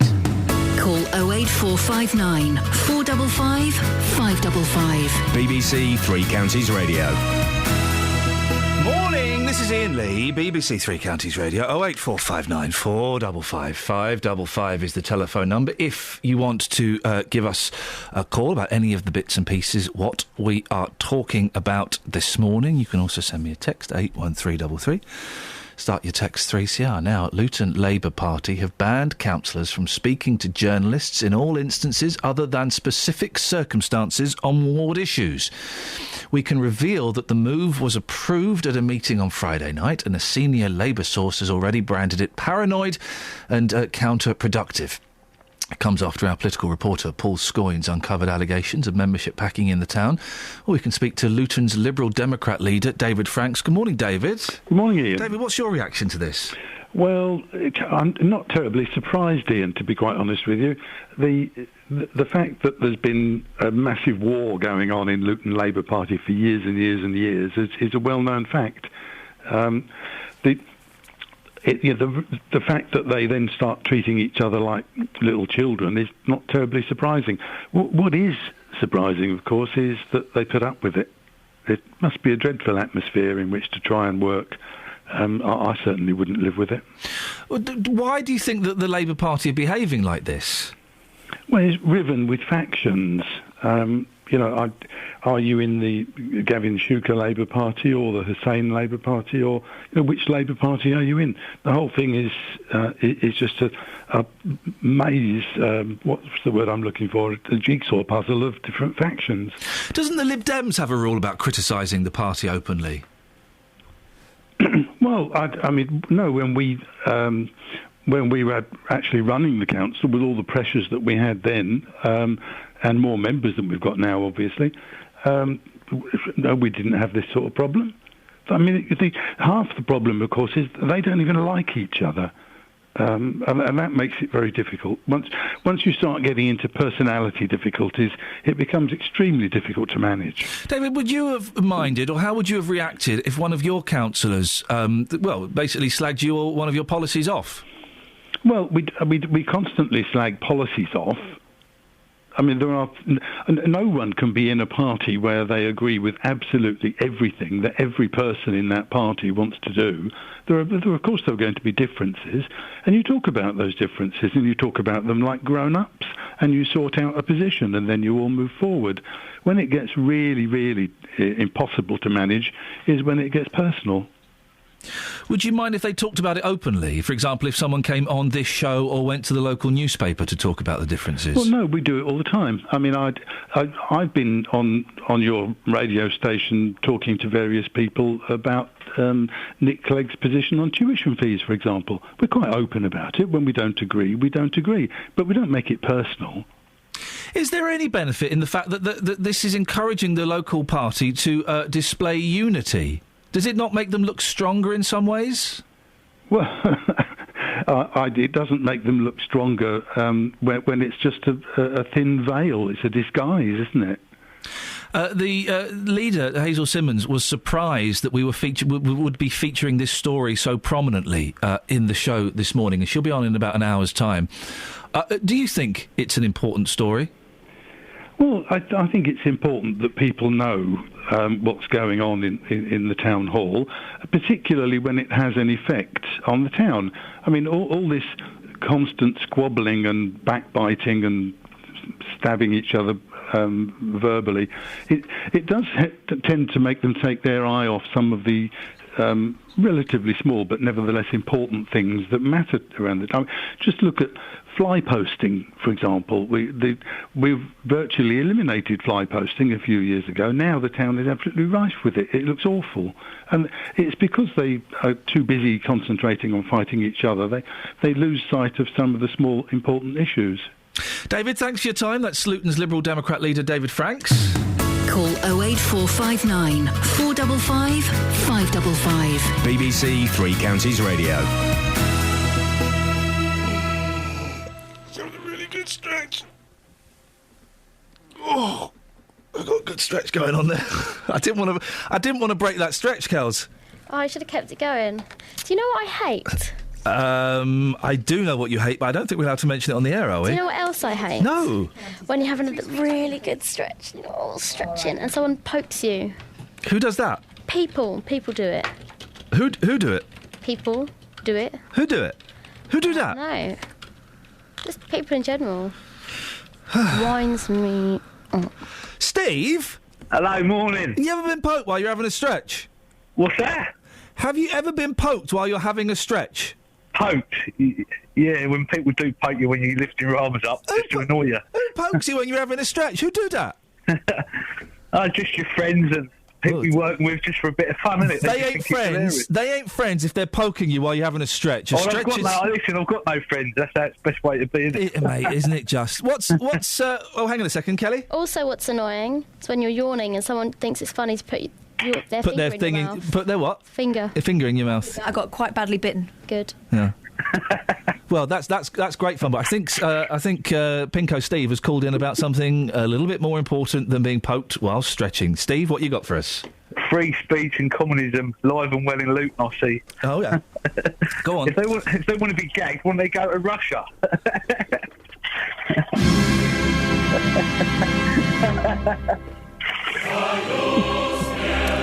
He makes a good point. I know I do. So you're upset, are you, that the Labour Party have basically gagged their councillors from speaking out o' turn? Yeah. Tell me why is it important to you, Steve? Why is it important? Of course it is. Freedom of speech, isn't it? You discuss things in an open manner.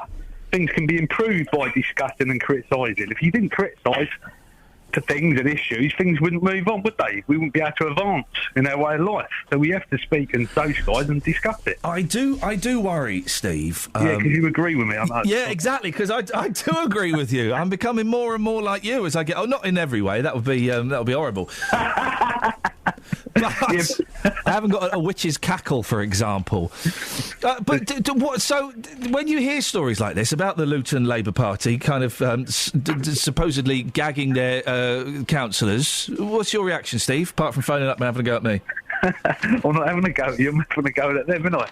Well, it's freedom of speech. If we had 2 world wars, people had died, they'd be turning their graves if they knew the state of this country. We've got Hazel Simmons, the leader, coming on in about an hour's time. What would you say to her? I can't really say on air, to be honest. Well, have you been gagged? No, I ain't been gagged. Well, I have by you lot. Yeah, just now you have. Thank you very much indeed, comrades. It's a good national anthem, isn't it, Scoins? It's definitely one of the best. How much would you pay me to play this when Hazel Simmons comes in? I think that would be deeply inappropriate. In that case, I won't. Now, listen, big guy. Yeah. And I mean big guy because you are a tough man. You're a tough nut. Yeah. You got tough nuts. You can effectively call me a triathlete. You did a triathlon. That is, let me get that right. That's cycling, running, and darts. Yep. Yep. And you did one this weekend. Yes. And you won. Well, I did it because our sports editor, Iain, Jeffrey Doyle, Doyley, the Doylemeister. Yeah, Doyley Cart. Yes. He said, "Hey, why don't you do one?" Because I'd been moaning, I want to do one. He said, "Oh, well, come on, just sign up, do it." And he kept saying, "I haven't seen your name on the sheet yet, Scoins. I haven't seen your name." So I did pay what was quite frankly a ridiculous amount of money to join at £80. What? Yeah. To do to basically put yourself through the ringer. Sorry? I did a little bit of training for it, effectively. I did a couple of swims. I'm all right at the biking. Yeah. I'm terrible at running, genuinely awful. How far do you have to do in each thing? You have to do 750-metre swim. Okay. In a lake. 25 kilometres, that's 25 kilometres bike ride on a bike. Yeah. And then crawl for 4.9 kilometres. Let's call it 5 kilometres. Let's call it 5 kilometres. And you are the political correspondent. Yeah. Jeff Doyley is the sports correspondent. Sports editor. Sports editor. Yeah. He the boss of the sport. He the boss of the sport. And Doyle, it turns out you were rubbish. Scoins beat you. Now listen, you're a very, I don't want to say a tiny man, but you come up to my knees.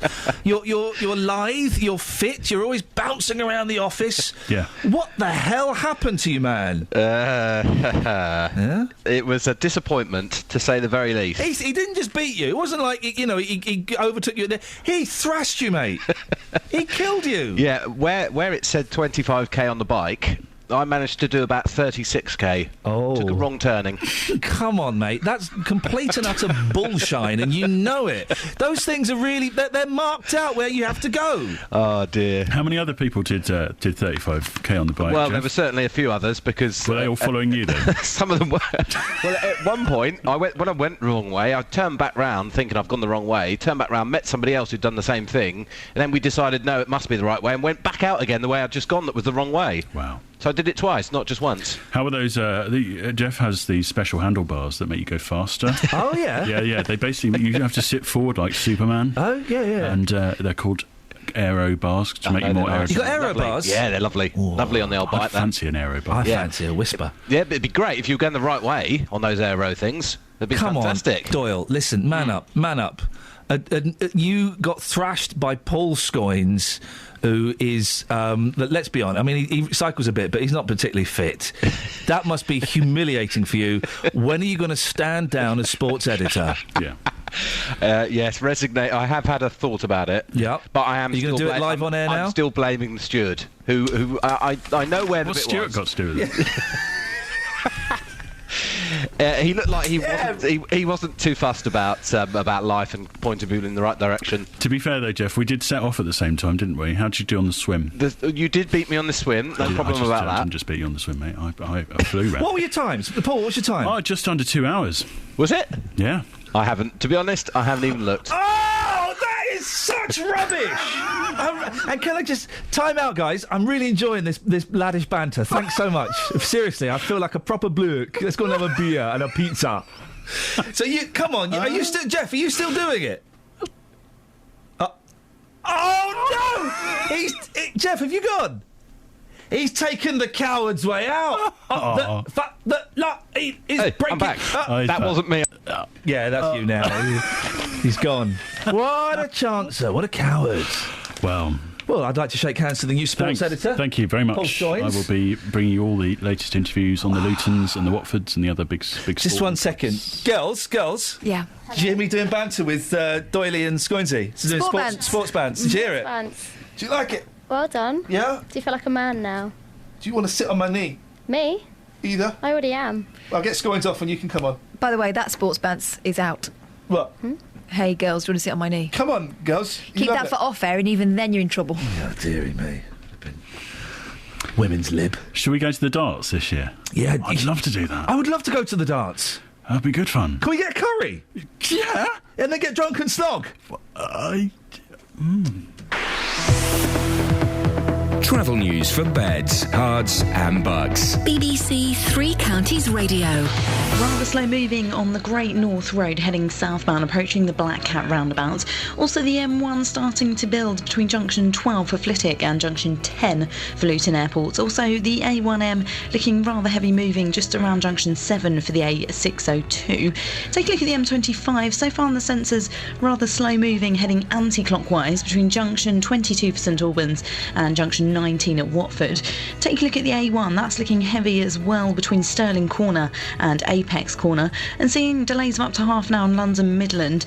That's between Crewe and London Euston, but it is affecting trains heading out of Milton Keynes, so do check before travelling. Nicola Richards, BBC Three Counties Radio. Nicola, thank you very much. 7:46. It's Monday the 14th of July. I'm Iain Lee. These are your headlines on BBC Three Counties Radio. Labour councillors in Luton have been forbidden from criticising the party in public under a new rule agreed at the weekend. An internal document leaked to BBC Three Counties says members must not show dissent or speak to the press without full permission. A 6-year-old girl has died after a collision with a car in Hertfordshire yesterday afternoon. It happened in Hayling Road in South Oxley. And more than £11 million is being spent in Beds, Herts and Bucks preparing to provide free school meals to primary school children in September. 08459 455 555 is the phone number. Let's get the weather. Here's Kate. Beds, Herts and Bucks weather. BBC Three Counties Radio. Good morning. It's a lovely start across all three counties. Some blue sky and sunshine, some high cloud, but it's not really interrupting the brightness out there. A little fresher feeling to the air at the moment, but it will start to warm up quite nicely as we head further through the afternoon. The cloud will also start to increase from mid-morning onwards and then more so throughout this afternoon, but we're still looking at a maximum temperature of around 24 Celsius.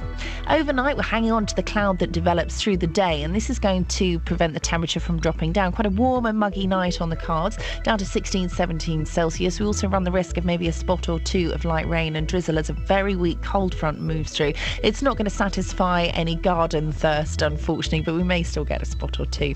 So through tomorrow morning, that will die out and we'll get some nice sunny intervals again. Temperatures getting up to around 24 Celsius. And that's your forecast.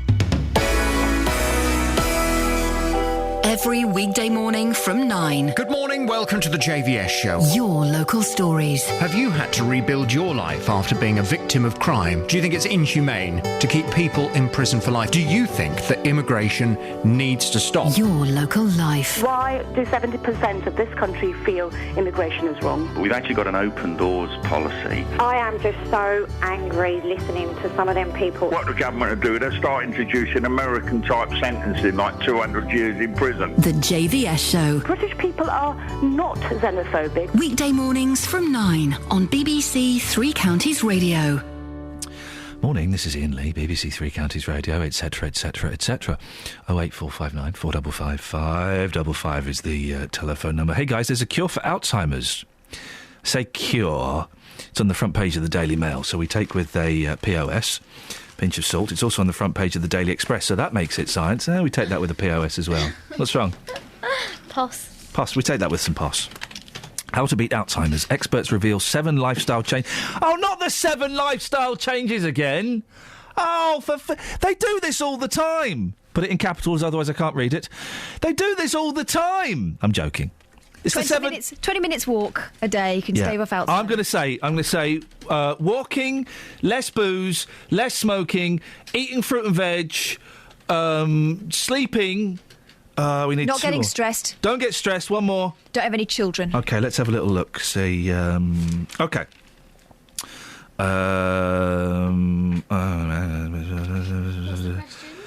The 7 ways to fight off Alzheimer's. Come on, just give it to us in a list form. Don't hide it. Things like playing music and learning another language. Sorry? Oh, playing Sudoku. It doesn't say what they are. Anyway, basically, There are 7 things. Tackling physical inactivity will reduce levels of obesity. Yeah, I know that. Don't get diabetes. But it says there are 7 things, and it doesn't list the 7 things. Don't get older. Don't get older, and don't get Alzheimer's is pretty much the tips. Express, you've let yourselves down there. Now, after a 40-year wait, the inner ring road in Luton is finally open. Or is it? Today, a ceremony will mark the completion of engineering works with the Transport Minister, Baroness Kramer, in town. However, traffic won't be able to use the new road for a few more weeks yet. Well, our reporter, Justin Dealey, is at the ring road now. Good morning, Justin. Ian, good morning. 40 years, eh? What were you doing 40 years ago, Ian? I was celebrating my first birthday. First birthday? Get on with it, Dealey. Okay. I'm with Councillor Dave Taylor, who's from Luton Borough Council. Dave, good morning. Thanks for your time today. £24 million this project has cost. What's the main improvement here, and how will this ease traffic in the town? It'll be a fantastic improvement because, as you were aware, for the last 20, 30 years, we've had half an inner ring road. This completes the inner ring road system, and as you've seen for yourself, how it goes right through the town centre. And will definitely speed up traffic, speed up access to the town centre. It's looking very shiny, very new. It's officially being opened today, but the public can't use it for how long? Yeah, 2 weeks. Baroness Kramer's coming. I'm meeting at the railway station shortly. We had to fit in with her timescales. So it's the end of the construction. And the next 2 weeks we'll be doing some minor adjustments, some tweaks. We've got to try and synchronise all the lights. So I think another 2 weeks. After waiting 40 years, it's not bad, is it? I was going to say, why 40 years, Dave? Come on, 40 years! Yeah, we needed the money, that's all. It was getting the government grant. But eventually, after many, many tries, if you keep knocking on the door, it's going to open. And £24 million, where has this money come from? 16 million of that was the government grant, and the remainder, the other 8 million, we've kind of taken out a mortgage. Future Section 106s on Power Court. As you know, that's a bit of a derelict site. A new road scheme will regenerate that part of the town. And you're hoping this will bring new business into the town, because nobody wants to open a business in a town where you can't move first thing in the morning. Yeah, that's right. Who wants to run a business when you've got gridlock? And as I said about Power Court, the owners of Power Court are over the moon with this new road, and it also allows us to regenerate the Silver Street, Bute Street area of the town as well. I've been stuck in traffic around the town now whilst this has been going ahead. Whenever I got stuck in traffic, I was screaming, Dave Taylor! You must be thinking, well, a big thank you this morning to the people of Luton for having such patience with this project. Yeah, exactly. When I get stuck in traffic, I just turn up 3 Counties Radio a little bit louder. Fantastic. So today, of course, officially opening. In a couple of weeks' time, the public can use it as well. A final point on one of our top stories this morning about Labour councillors in Luton not being able to talk to the media. What's your views on that as a Labour councillor? Well, I'm talking to you two now. Certainly no gag on me. I think it was a sensible thing to do. I was there at the meeting on Friday, and it's just a protocol, so members know exactly what they're talking about, and they don't talk, for something that they don't know anything about. Hazel's coming on later on. I don't think she knows I'm talking to you at the moment, but that's fine, because I've been involved in this project for a number of years. It's really just something that we never had before as a protocol to stop people actually talking about something they know nothing about. So if I come to you and I want to talk to you about this ring road in a week's time, you're happy to talk to us? Is that what you're saying? I'm happy to talk to you anytime. Yeah. You've got to get permission. No problems. So you don't have to go through anybody. You can come directly to us, talk to us with no problem at all. Yeah, absolutely. Justin, can Dave hear me? Dave can hear you in a second. But do you want to put the headphones on him? I can if you want me to. Ian? Yeah, Dave, because one of the reasons that you can talk to people freely in the media is because you're one of the execs, aren't you? So you wouldn't. You are one of the people that lower councillors would have to come to get permission from. Well, not necessarily me.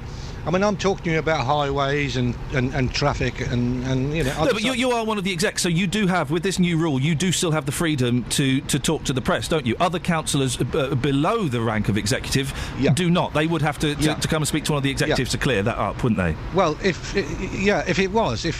a ward councillor, for example, wanted to talk about the roads, speeding, traffic, etc., you know, they should contact me and say, have we any plans to do anything in the future before I go on the radio? Okay. And they wouldn't be allowed to come on and go against the Labour policy?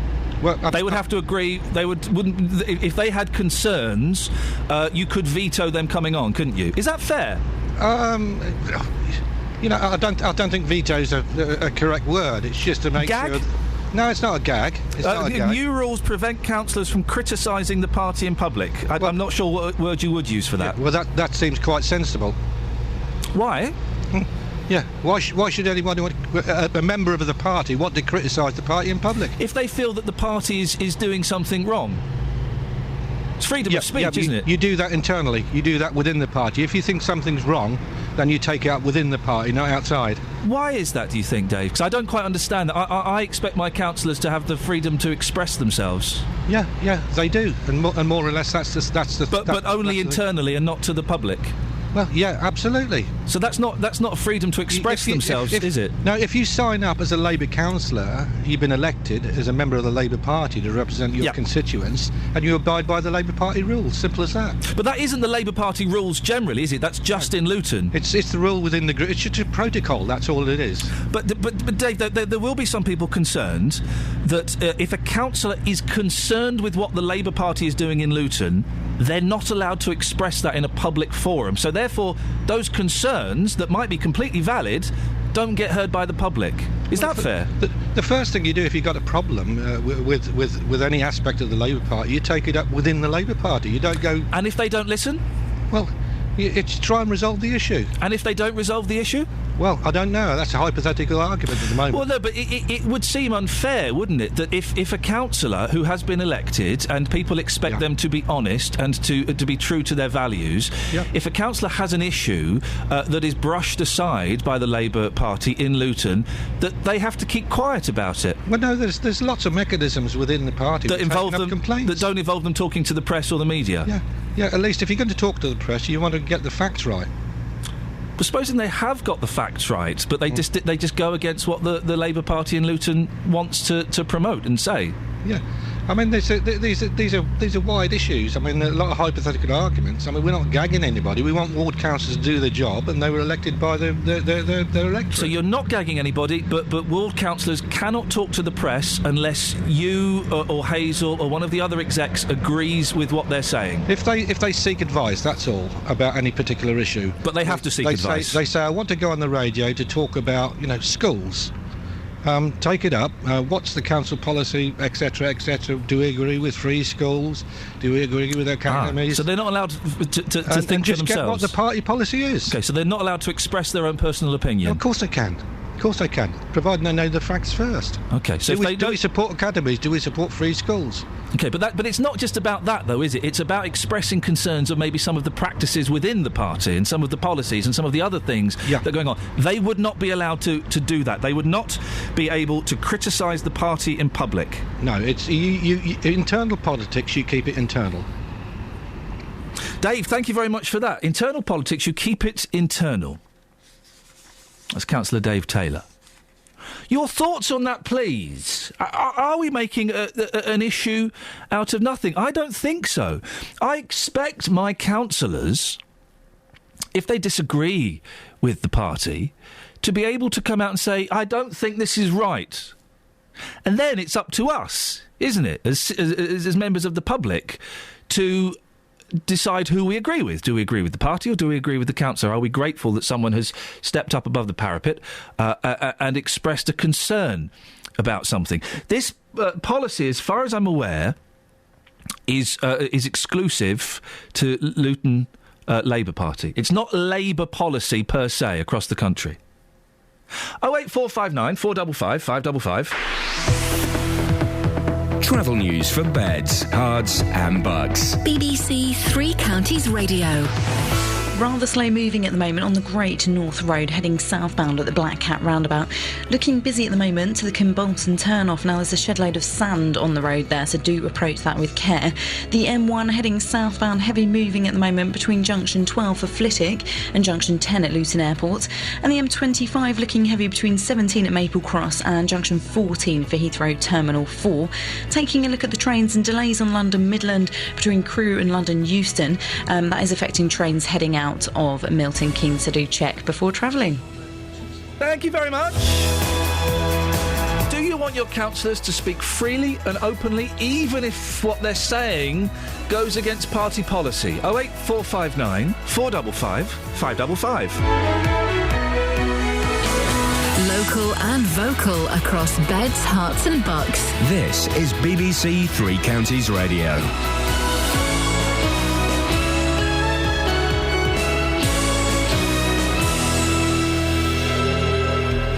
It's 8 o'clock. I'm Simon Oxley. The headlines: Labour denies gagging councillors in Luton, 6-year-old girl killed in Hertfordshire, and councils say free school meals will be ready in September. BBC Three Counties Radio. Labour councillors in Luton have been forbidden from criticising the party in public under a new rule agreed at the weekend. An internal document leaked to BBC Three Counties says members must not show dissent or speak to the press without full permission. Labour say it's not a gag and is about getting the facts right. David Franks is the Lib Dem leader on Luton Borough Council. I think it's important that people know what's going on in the town hall, particularly when it has an effect on the town.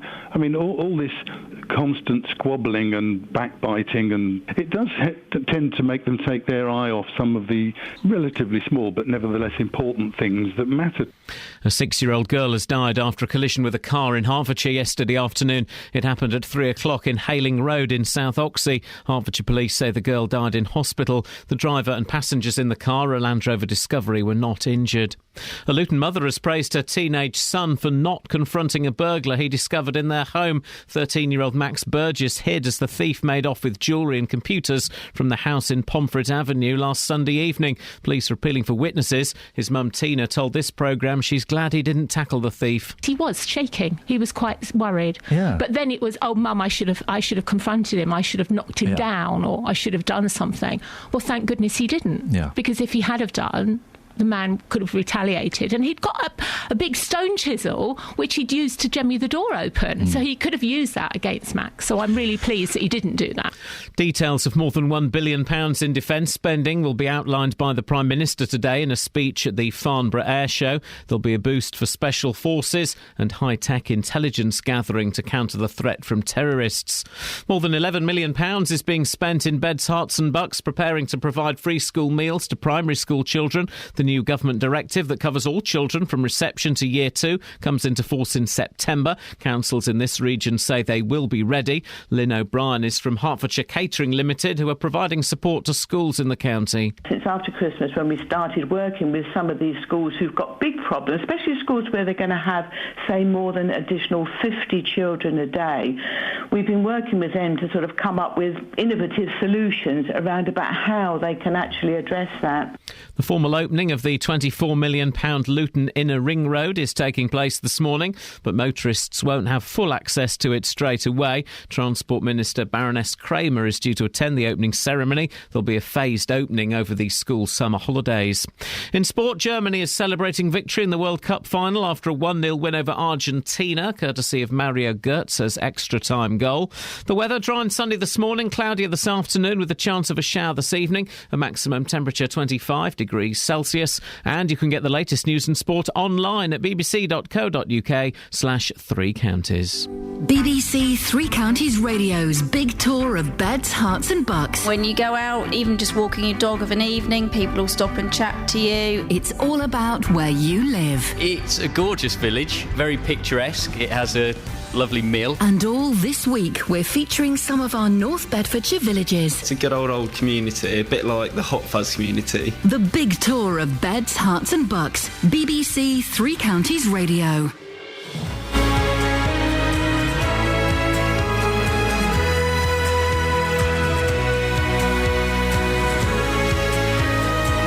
Morning, this is Iain Lee, BBC Three Counties Radio. Yes.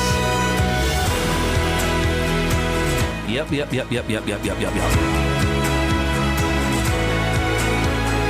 Lots to talk about this morning, including council gags, school dinners. Oh, is Dealey still doing that rubbish about Flants, the flying ants? Is that what is he actually getting a vox on that? Oh, yeah. I said maybe. I'd like to see how people feel as a person. I suspect that may have fallen completely flat because it's a ridiculous idea. Yeah. I insist that before 9 o'clock, Justin Dealey presents a package on Flants. It's not a village just north of Milton Keynes. Ants Bants. Ants Bants! Hashtag Ants Bants! And by the way, dear bosses, Paul Scoins and I have had a brilliant idea. We want to do the commentary for a football match one day, don't we? Well, I think we're both very sporty guys. Yeah. 08459 455 555. Across beds, hearts and bucks. This is BBC Three Counties Radio. 08459 455 555 is the telephone number if you want to give us a call. Now, the Labour Party in Luton is clamping down on what their councillors can and cannot say. New rules prevent councillors from criticising the party in public and stops them from giving interviews to the press unless they have permission from the leaders. The ruling also says members must not do anything to show dissent. Well, here's what the leader of Luton Lib Dems, David Franks, had to say when we spoke earlier. No one can be in a party where they agree with absolutely everything that every person in that party wants to do. Of course, there are going to be differences, and you talk about those differences, and you talk about them like grown-ups, and you sort out a position, and then you all move forward. When it gets really, really impossible to manage is when it gets personal. Would you mind if they talked about it openly? For example, if someone came on this show or went to the local newspaper to talk about the differences? Well, no, we do it all the time. I mean, I've been on your radio station talking to various people about Nick Clegg's position on tuition fees, for example. We're quite open about it. When we don't agree, we don't agree. But we don't make it personal.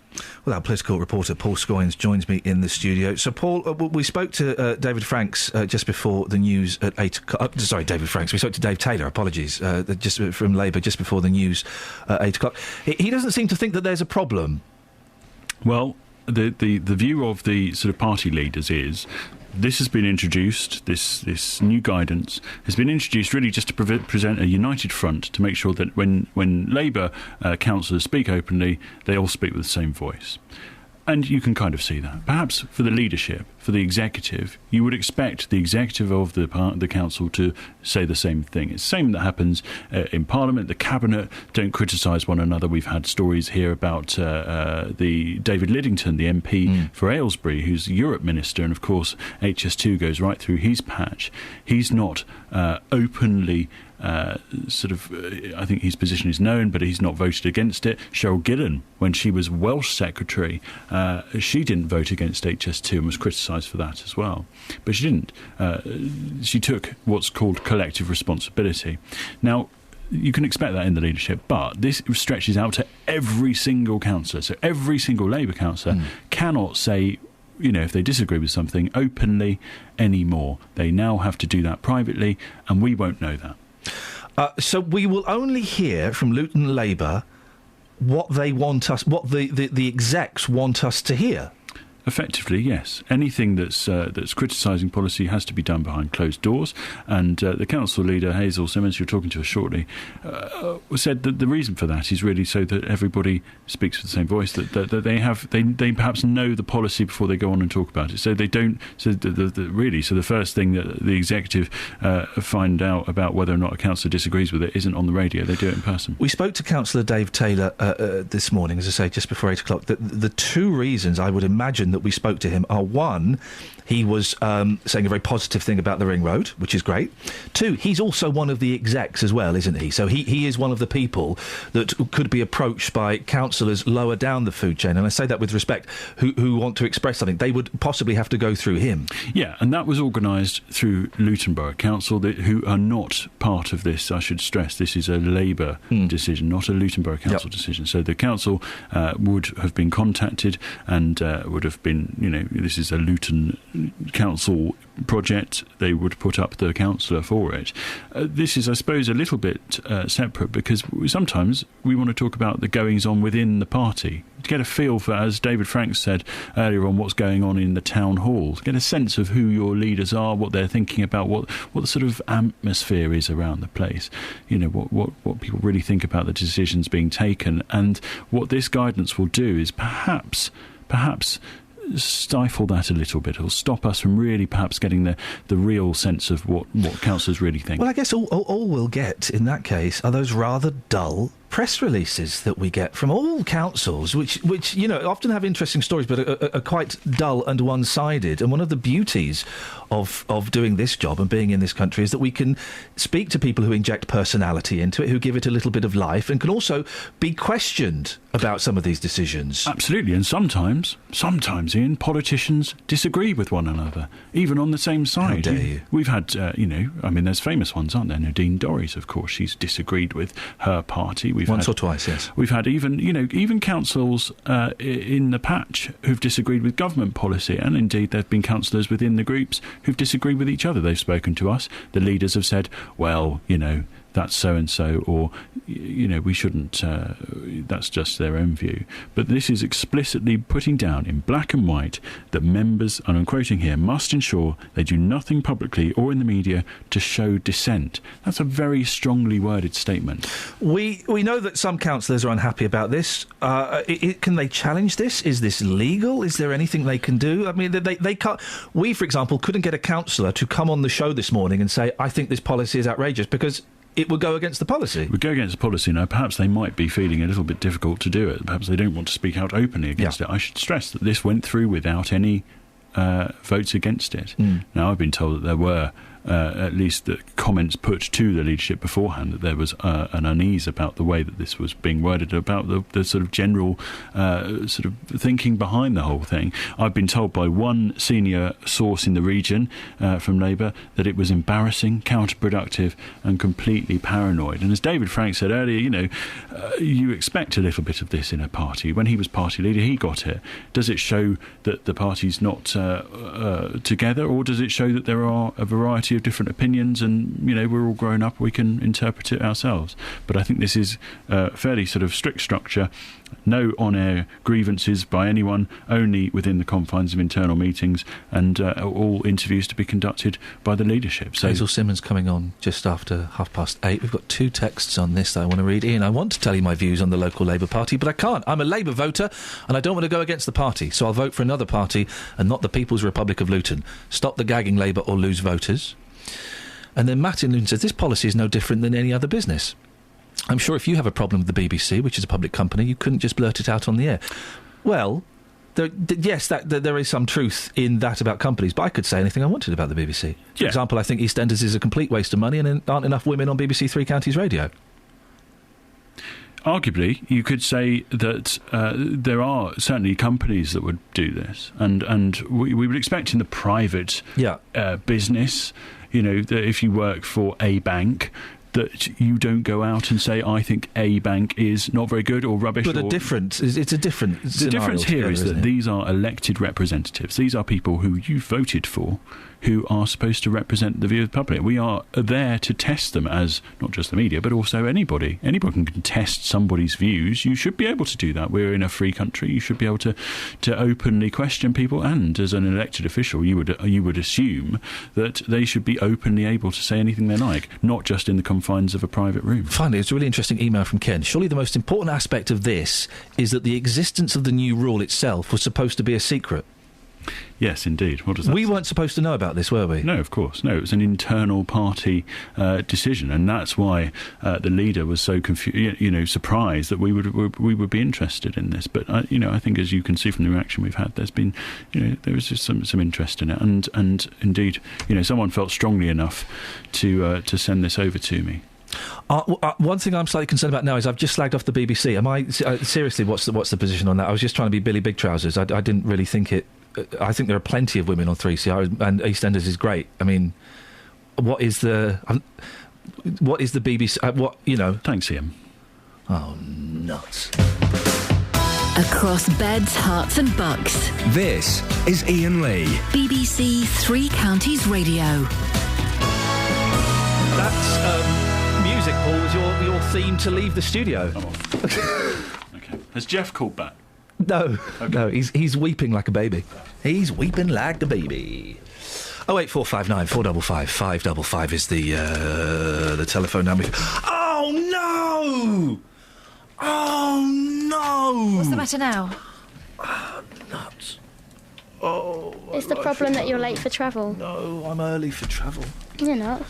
Yeah, it's 8:14. I go to travel at 15:15. What's your beef then? You should be into travel by 15:15. No, don't tell me 2 years into my contract. Cheryl Cole has married her boyfriend after only 3 months in Mustique in a secret wedding. Oh, well, when you know, you know. I really liked him as well. He's hot. He's hot, man. Is she changing her surname? Well, his name is Jean-Bernard Fernandez-Vicini. Which one of those is his surname? Fernandez. Sini. Fernandez-Vicini? Yeah, you'd use Fernandez. She should change it to Fernandez-Vicini. 3 months they've been together. She should have Cole and then his surname, and then she's not using Cole anymore. Everyone she marries after that, she should just have a string. What's her real name? Surname. Tweedy. She's not using Cole anymore, is she? She's just Cheryl. Which one was the one who was naughty years ago? Ashley Cole. No, not Ashley Cole. In Girls Aloud. Oh, Party Harding. Oh, was it Sarah Harding? Was it? Okay, right. How can you marry someone after 3 months? Well, I knew I wasn't going to marry you within about 3 minutes. Unbelievable. Travel news for beds, cards and bugs. BBC Three Counties Radio. Slow moving at the moment on the Great North Road, heading southbound just around the Black Cat roundabout. Is looking busy at the moment to the Kimborton turn-off. Now that's due to a shed load of sand on the road, so do approach that with care. The M1 heading southbound, heavy moving between junction 12 for Flitwick and junction 10 for Luton Airport. And the M25 looking very slow on the speed sensors, heading anti-clockwise between junction 22 for St Albans and junction 19 at Watford. Taking a look at the trains, there are delays on London Midland at the moment of about 15 minutes between Crewe and Northampton, but it is affecting trains heading out of Milton Keynes, so do check before travelling. Nicola Richards, BBC Three Counties Radio. That's it, Nicola. 8:16, it's Monday the 14th of July. I'm Iain Lee. These are your headlines on BBC Three Counties Radio. Labour councillors in Luton have been forbidden from criticising the party in public under a new rule agreed at the weekend. An internal document leaked to BBC Three Counties says members must not show dissent or speak to the press without full permission. A 6-year-old girl has died after a collision with a car in Hertfordshire yesterday afternoon. It happened in Hayling Road in South Oxley. And more than £11 million is being spent in Beds, Herts and Bucks preparing to provide free school meals to primary school children in September. BBC Three Counties Radio.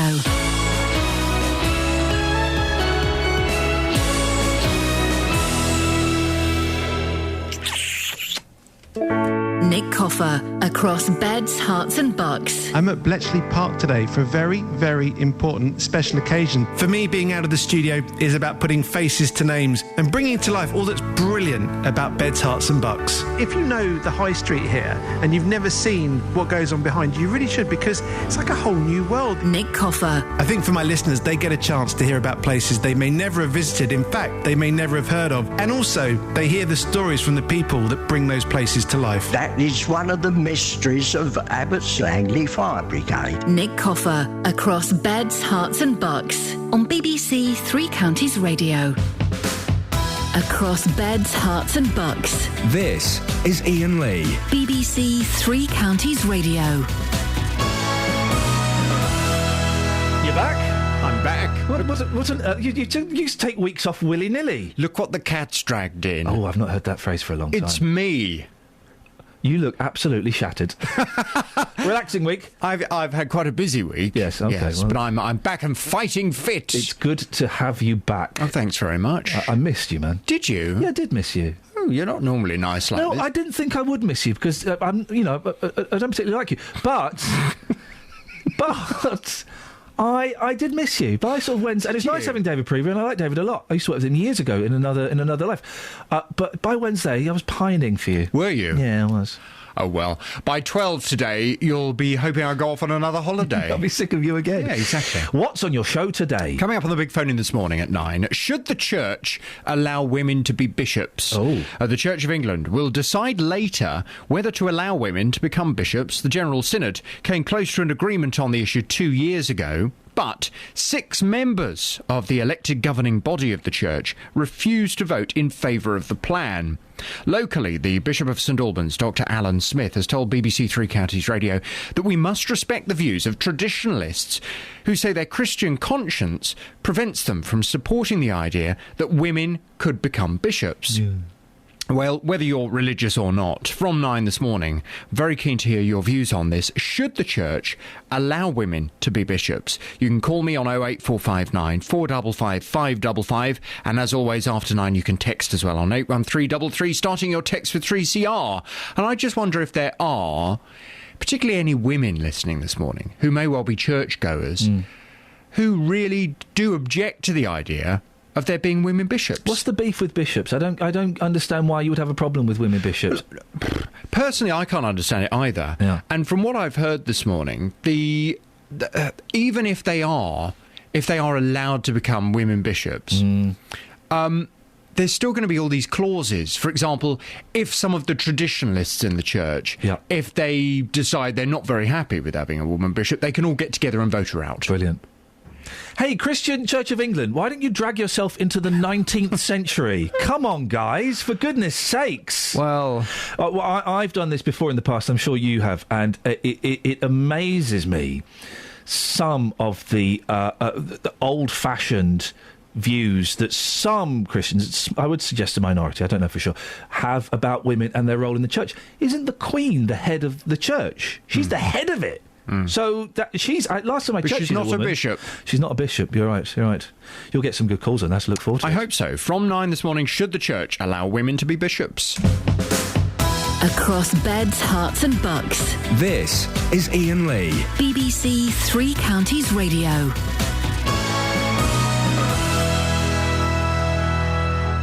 08459 455 555 is the telephone number should you wish to give us a call. It's always a good discussion, that one. So come on, Christians, drag yourself into the second half of the 19th century. Why not? Why would you have a problem with that if you want to call? You can do. And speak to JVS after 9 about that. I can see lots of activity going on next door. I don't quite... Why have you let Scoins use a computer? Why is Scoins using a computer? If he's just updating his Facebook... Scoins, what are you doing? Just doing a bit of work, mate. What work are you doing, and why are you not doing it upstairs? Sorry. Just need to keep typing. Mate, ordering on Ocado does not count as work. Look, it's technically I'm on a break. Well, go and have a break. Go and have a fag outside. I don't smoke, for one. I'm a sportsman, as we've already discussed. It's an athlete. And I'm on a break, so you talking to me, I can actually claim time back. Paul, could you claim this back? Have you got a receipt for it? Yes, I always keep a receipt for these. Right. Well, then give it to me and I'll file it. Thank you very much indeed. 08459 455 555. Now, there's no such thing as a free lunch. And that definitely seems to be the case with the plans for free school meals for all primary school children. After Nick Clegg's announcement that the government was going to introduce the scheme for all children from reception to year 2, it's thrown schools and councils into a bit of a spin. We're now in the last week of term, so we've been looking at how schools in Beds, Herts and Bucks are prepared for the launch of the summer holidays and how much it's costing. Well, the bill for the three counties is more than £11 million. In a moment, we'll hear from Sam Royston from the Children's Society, but first off, let's speak to Chris Warren, who is the head teacher of Evershot Lower School. Good morning to you, Chris. Good morning. Chris, what was your reaction when you first heard about this plan? Well, I think initially I was a bit shocked, as we just got rid of our serving area in our kitchen. Well, we didn't have a kitchen, a serving area. So I was a bit shocked initially, but, it's a good initiative. Why is it a good initiative? Well, I think children do perform better when they've had a hot meal during the day. I just think it was a bit of a shock that it was announced that we had to have it ready for September 2014. So a packed lunch is completely verboten now? We're not allowed to touch a packed lunch? Well, yes, you can touch a packed lunch. The children don't have to have the take-up. OK, but they have to be available They for have them. to be available. How has your school decided to provide the meals?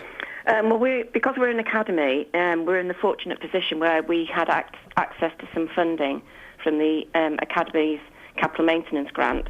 So we managed to get some funding to turn our current food technology room, which we're at a very small school, so it's just an outdoor room, that we can turn into a kitchen. So that's what we've done. We've managed to get some funding, and we're in the process of converting it. And are you confident you'll be ready by September? Yes, pretty confident, yes, although it has been a rush to get contracts in place. But yes, I think we'll be ready. Are there not better things that a school could be spending this money on? Well, that's a bit contentious, isn't it? But yes, possibly. I think it's a good initiative, full stop. But yes, there are other things. Small schools particularly are suffering with cuts in budget. So, I think there are better things that we could spend it on. Having said that, it is still a great initiative. Now, you're due to retire soon. How much has your job changed into almost a managerial one over the years? Oh, it's changed massively, massively. Yes, I'm more of a business manager now than a head teacher, which is very sad because obviously I'm in this profession to teach children, but now I seem to be elevated to a position of management, which is not really what I was trained for. But, I've done it and that's fine. Chris, listen, I wish you the best of luck. We may speak to you in September just to see how things are going there. That's Chris Warren, head teacher at Evershot Lower School, joined now by Sam Royston from the Children's Society. Sam, your organisation has been campaigning for this for years, so you must be pleased. Oh, yeah, absolutely. There are, we know, around 40,000 children in the three counties who are living in poverty but miss out on a free school meal at the moment, normally simply because their parents are in low-paid work. So we're really pleased about this announcement, which will mean that nationally around 200,000 more children in poverty are entitled to receive a free school meal. It's a lot of money, 11 million quid in the three counties. The schools are facing cutbacks everywhere. There must be better things this money could have been spent on. Well, we've seen the reality for children that go without lunch in the middle of the day, and it has an enormous impact on their ability to concentrate and get the most out of their education. So, no, I think it's a real priority to make sure that children in poverty particularly are able to get those free meals. But it's not just kids in poverty, is it, that will be getting the free meals? No, absolutely. And I think that it is important that this measure has introduced something which means that children don't face the stigma of having to claim a meal. However, we do think that the government could go much further. There are around 500,000 more children in poverty who'd still not be entitled to receive a free school meal because they're outside of the age group covered, even after this September. And we think the government really need to address the needs of that group by providing free school meals for every child in poverty. And where would that money come from? Well, we think that this should always be a priority. You've got to make sure that children in poverty are getting the most out of their education. It would be short-sighted, to say the least, I think, to fail to make sure that children are getting the most out of their education. Is it really the school's responsibility to feed the children? I actually think that particularly for the case of children who are living in poverty, whose parents really do struggle to afford the cost of a free meal, it's actually a really, really important step to move some of that responsibility onto the school to say, actually, you know what, as a society, we should all be in this, trying to make sure that those children get the lunch that they need to make sure that they're able to make the most out of their education, that they don't feel hungry in the afternoon, and they're really able to concentrate and get the most out of their schooling. Sam, I appreciate your time this morning. Thank you, Sam Royston from the Children's Society. Yes, and while I was asking about free school meals, there is a strong chance, if you're listening on DAB, you would have heard my stomach rumbling. Yeah, I heard it, and maybe you did too, and you win £5 if you did. You don't win £5 with the BBC. We're not allowed to do that anymore. 08459 455 555 is the phone number if you wish to give us a call. Travel news for beds, cards and bugs. BBC Three Counties Radio. One heading northbound, 2 lanes are closed at the moment between junction 13 for Bedford and junction 14 for Milton Keynes. There's been an accident there causing problems. Also on the M1 heading southbound, slow moving between junction 12 for Flitwick and junction 10 for Luton Airport. The M25 heading anti-clockwise on the sensors looking very slow between junction 22 for St Albans and junction 19 at Watford. So far taking a look at the trains, and delays on London Midland at the moment between Crewe and Northampton, but again it is affecting some trains heading out of Milton Keynes, so do check before travelling. Nicola Richards, BBC Three Counties Radio. Across beds, hearts and bugs. This is BBC Three Counties Radio.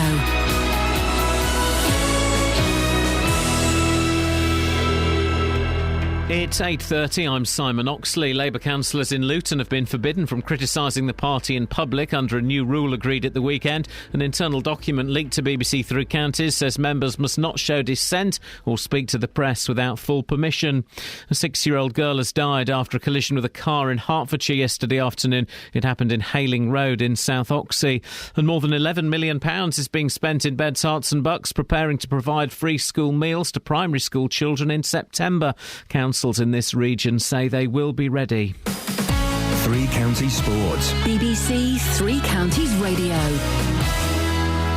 Germany is celebrating victory in the World Cup final after a 1-0 win over Argentina, courtesy of Mario Götze's extra-time winner. BBC pundit Alan Hansen says it was a fitting end to a fine tournament. The matches have been great, and it's all about the product and the pitch anyway, and it's been exciting, and tonight was terrific to watch, and the goal that won the World Cup was extra special.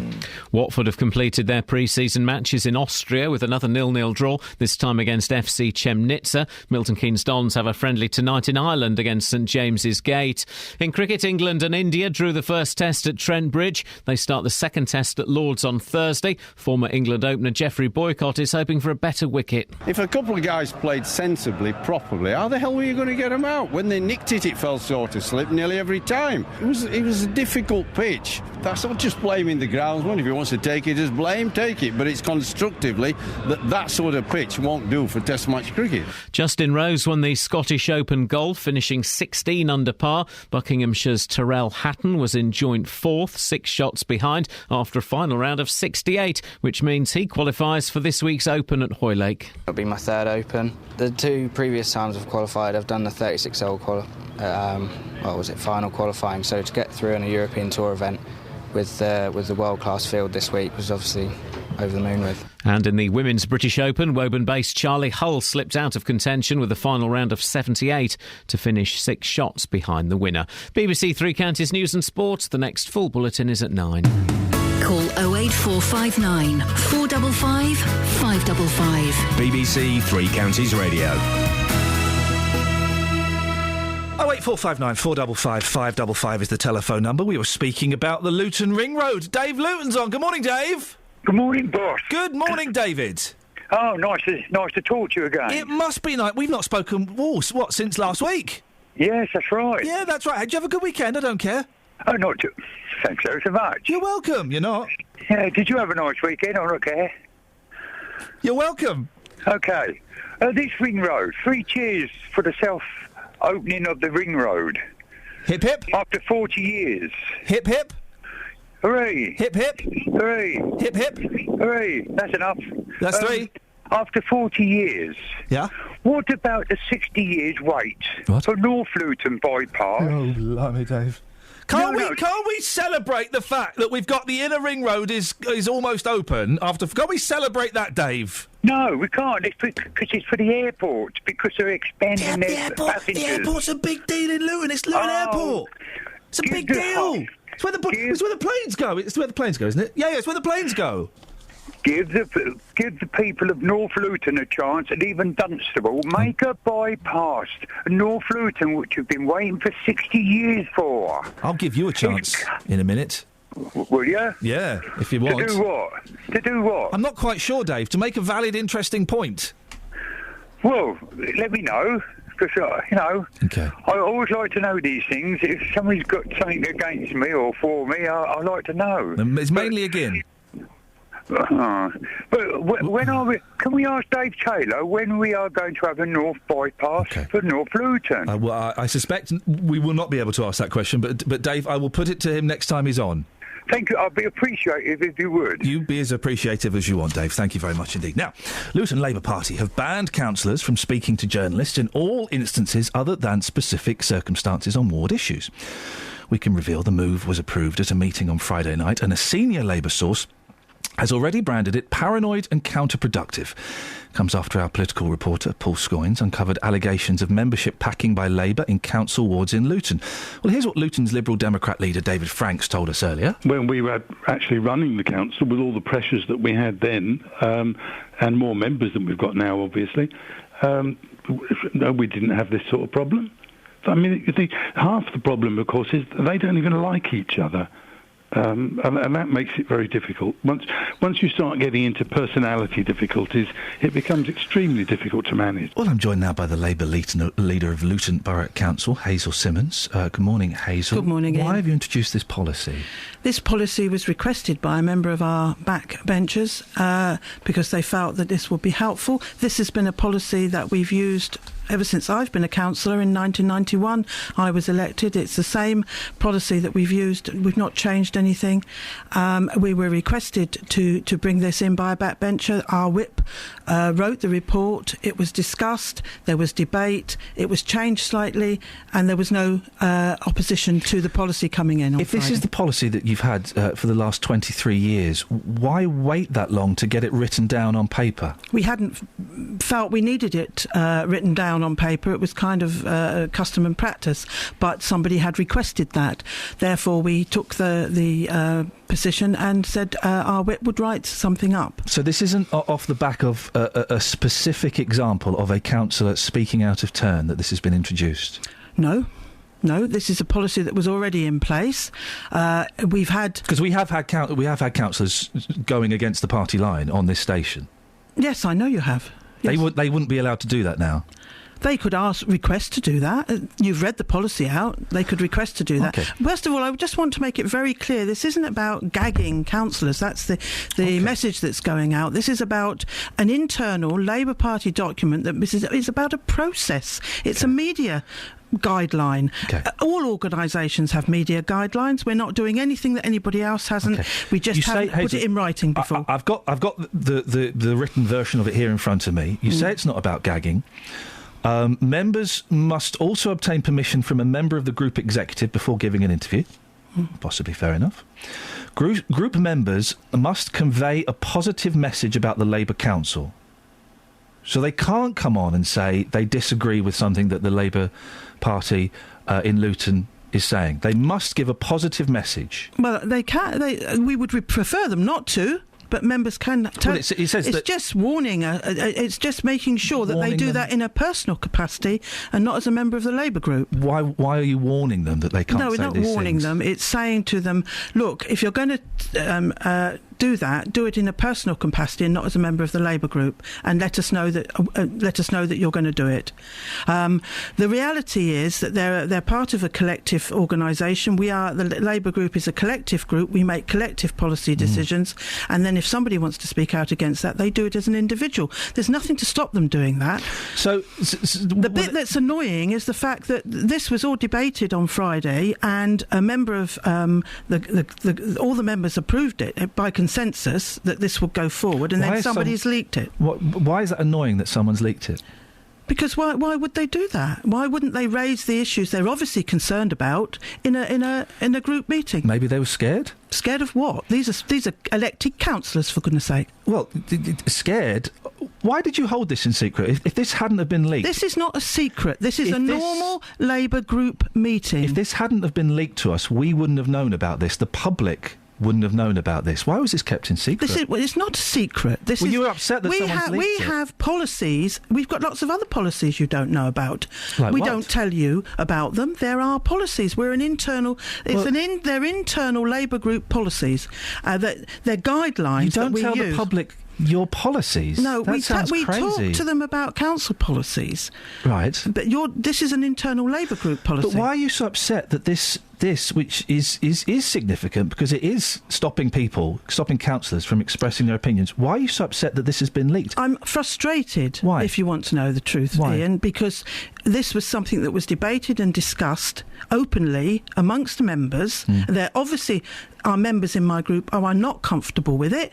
Otherwise, this would not have appeared in Paul's inbox. Consequently, but they did not raise that. And it must be frustrating because the whole point of this policy is you don't want people to say they're unhappy with what's going on. It's not that. It's if you're going to have an organisation that is elected and they work together in a majority vote situation, we have to be able to assume that everybody is on board in general. Otherwise, they will speak out against it. Yes. Nobody spoke out against it in that meeting. And I think maybe that's why it's frustrating. But I think maybe it's in you perhaps should consider why nobody spoke out against it. And I don't know the answer. No one spoke out against it in that meeting.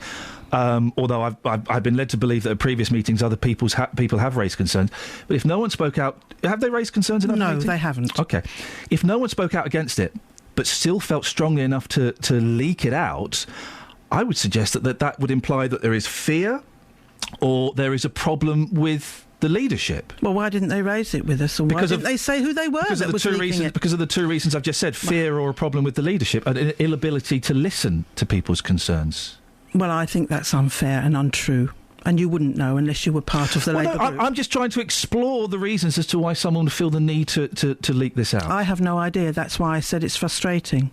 And I wish people would talk openly and clearly on these things. But not openly and clearly to the media, openly and clearly to you. The reality Is that right? is this is a guideline and it's not meant at all to gag anybody. The reason it's very clear that they ought to talk to the portfolio holder before they actually speak to the press is so that they ensure they've got the right information. Not all backbenchers have the information. If someone broke know that with the BBC, you come to our press office, you ask to speak to somebody, and it's invariably the portfolio holder, myself or the deputy leader, because we have more of information. If some other member when you come and speak to us, yes. When some other member wishes to do it, that's not a problem as long as they've got all the information. And say the words you want them to say. No, it's not about saying the words they want them to say. It's their policies that they've voted for. If someone broke these guidelines, what would happen to them? At the moment, that would be down to the whip. I couldn't comment. Could they be kicked out of the party? No, I don't suppose so. But they could certainly, the whip would ask them questions. They could technically be kicked out, couldn't they? Look, all political parties have whips. That's how they work. So if someone came out and said something that you didn't agree with, they could technically be kicked out of the party, couldn't they? I'm not really 100% sure of that. This is your policy and you don't know. No, well, this doesn't talk about kicking anybody out. It is a guideline. You must have considered it as a possibility. It is a guideline. It is a guideline that you can use. But you don't know what happens if someone disobeys the guideline. Those are the whips would administer so you've the not rules. considered that as a possibility that someone might speak out? You've not thought what the ramifications might be for someone? Well, I mean, it seems odd to set up some guidelines without knowing what happened. Surely it's not for me to think what the ramifications are, but before the individual to think about what the ramifications are. So it's not for you to think about what the ramifications are. It's for the individual to think. But if you, as their leader, can't tell them what those ramifications are, can you see how that might... They do. We all know what the rules of the Labour Party are. Well, tell me then, if someone breaks these guidelines, what will happen to them? They could be kicked out of the party. But that would not be the immediate reaction to this. But that would prevent... That fear of being kicked out could prevent a number of people from speaking out, couldn't it? But it's the same policy in most parties. We're not any different to other parties. You have a policy about how you work. Chiltern Council don't have this policy. I'm not talking about parties. Milton Keynes Council don't have this. All councils, all political parties will have some form of media strategy. And media strategy is different from saying you can't speak out against the party. Here's another line here. Members must ensure they do nothing publicly or in the media to show dissent. But they can come and talk to us about if they've got problems. But That's fine, but that will be kept internal. Yes. Surely the people, the public, have a right to know if councillors are disagreeing. Why are you so scared of councillors expressing their own opinions? Look, it's a guideline. I've tried to say that to you. It's a could guideline. involve them getting kicked out of the party. About how we might we deal with the process. Why are you scared about them expressing their own opinions? Being scared. But you won't let them do it in public. It does allow you to do that. It allows you to talk to people. Where does it? Without where does permission, it say? It talks about. Where does? Well, no. I don't know whether you've got the latest document. This may not be the latest. This is dated July 2014. Well, the latest document was amended, but it was amended. Would have been amended by the whip, and by the time you had this within an hour of our group meeting, so I couldn't tell you whether you've got the latest document or not. Okay. Well, you would know if this has been changed. The members can speak out, but they have to get permission. Yeah. And they have to convey a positive message about the Labour Council. Members have the right to disagree, which is good, but only within the confines of internal meetings, which is not good. It's our normal process. But the truth of the matter is, if why they want, can't they, why can't if they wish to go out outside of internal meetings? Look, we're meant to be colleagues. If they wish to go outside and say we oppose the Labour group's policy on X, then that is possible. It's How is it possible? What would they have to do? Just saying, could you please at least talk to us first before you do that? That's all it's asking. That's not what it says, though, is it? But that's the request. You've disagreed with Labour before, haven't you? And you've not got permission to do that. We've disagreed on policy. We might have done. Right, and you've not got permission to do that. I'm not sure what you're referring to. Post offices. Did you get permission to speak out against Labour on that? We spoke on behalf of our community on post offices. Which disagreed with the Labour line? National policy. So did you get permission to speak out against the Labour line? We didn't speak out against the Labour line. We spoke out against the closure of post offices, and which was government policy at the time of the Labour government. Yes. Did you get permission to speak out against the Labour Party? We probably did tell them nationally that we would not be supporting. Did you get permission? Yes, probably. I can't remember. It was a while ago now. You would remember if you got permission to speak out against the party. I put it to you, and I don't know, but I put it to you. You didn't get permission. That you felt strongly about it. We would have have let our national party know that we were not going to be able to support that policy due to and the reason in advance of talking about it. Yes. Okay. So you let them know, but you didn't seek permission. There is a difference, isn't there? Well, like there's I a difference between telling them or getting permission. Talking to supposing one of your councillors. What the point of this is to one of your councillors. No, Iain, you've got to understand. The point of this is not to stop people speaking out. Okay. It's saying, like I've just said to you, we have told people we wish to do this. This is a guideline. And saying to but to they members, could lose their party membership if they please, step could you out talk of the to us if you want to speak out? So you told the Labour Party you wouldn't be able to support them. You didn't ask permission. Supposing one of your councillors comes up to you and says, Hazel, I don't agree with what you're doing. I'm not going to support it. I'm not going to support it publicly. Well, then they would have to make a decision on whether that was how they were going to oppose it publicly, wouldn't they? And the rules say... I would prefer...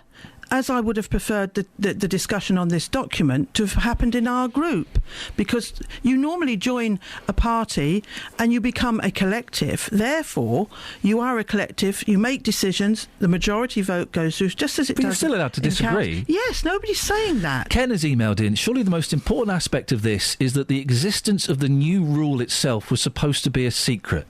You don't see it as a problem that if this hadn't been leaked to us... we wouldn't know about this. You don't think that's a problem? Well, no, because it's an internal document. It's an internal document that sets out rules, very strict rules, on what the council members can and can't say. So we would not know that some council members will disagree with the council because they're not allowed to tell us. Well, that's not what it's saying.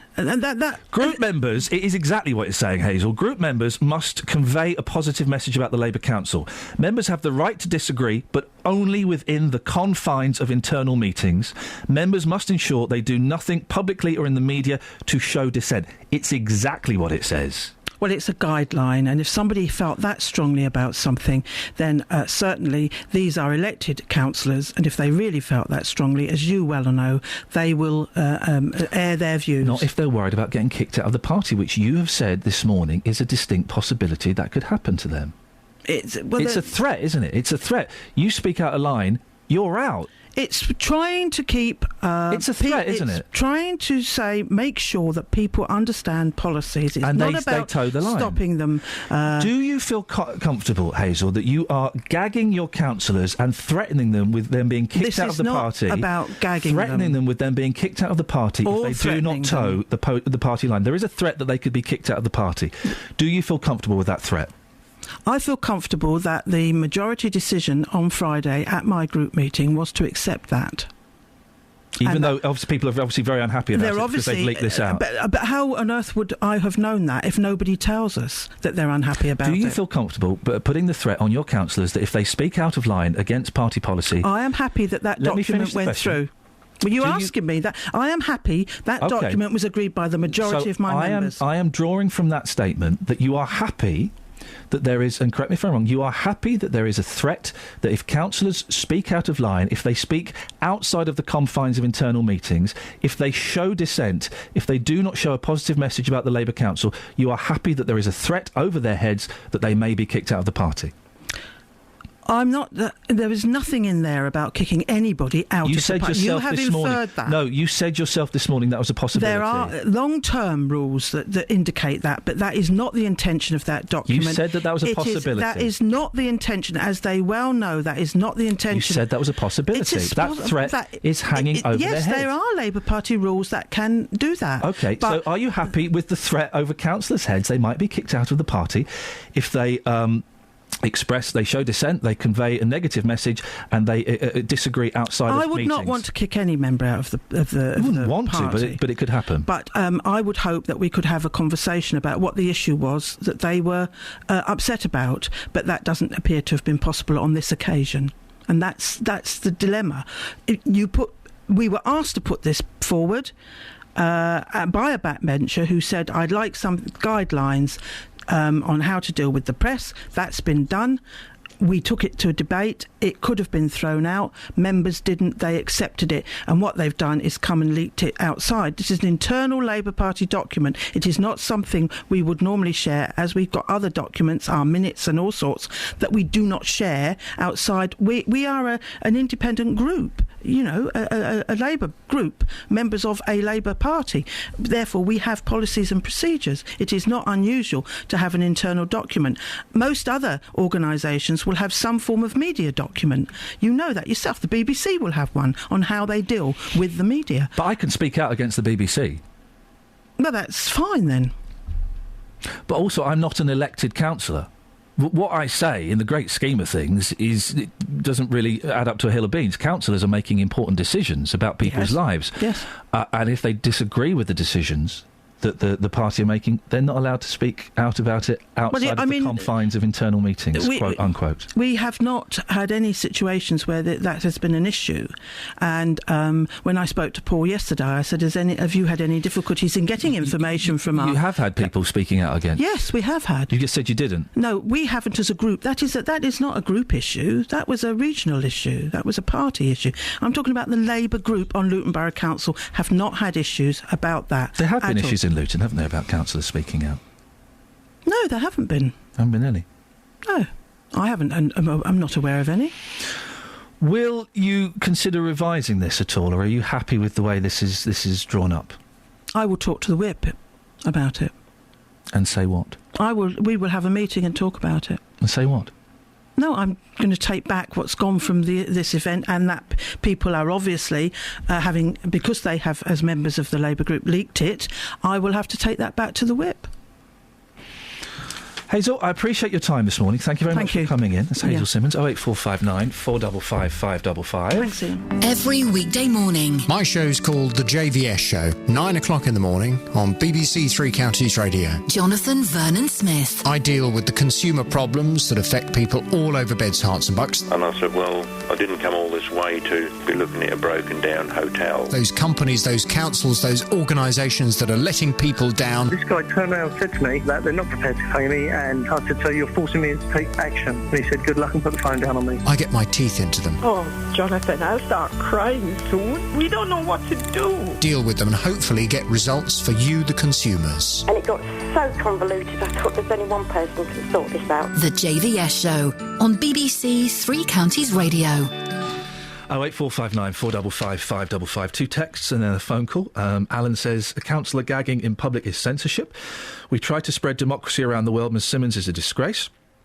And Daz says, as a Lutonian, I've got to say, Labour and Hazel make me embarrassed. Surely what they're doing is illegal. The people of Luton and the media have a right to info. Can I just say, in Hazel Simmons' defence, she came in and she sat with us and she had that conversation. She could quite easily have... and she knew that was going to be uncomfortable. She could quite easily have said, jog on, or sent us a statement, or even done it on the phone. She came in.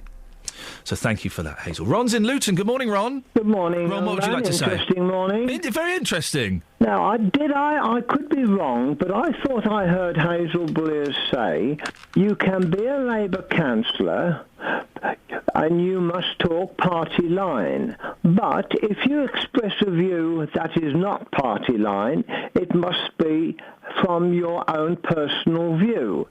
And I can't work that one out, because how can you have a personal view and keep quiet but talk the party line? I picked up on that, Ron, and I didn't pursue it. I was confused. What I made from that was, if we have Councillor Ron in Luton disagrees with something, Councillor Ron in Luton can't come on the show and say that. But if we don't mention you're a councillor, then Ron in Luton can come on the show and say that. Well, that doesn't have the same weight, does it? Well, it wouldn't. It would be a false premise, would it not? You can't be two people with different views if you work the party line. You can't do it. You either are a Labour councillor or you're not.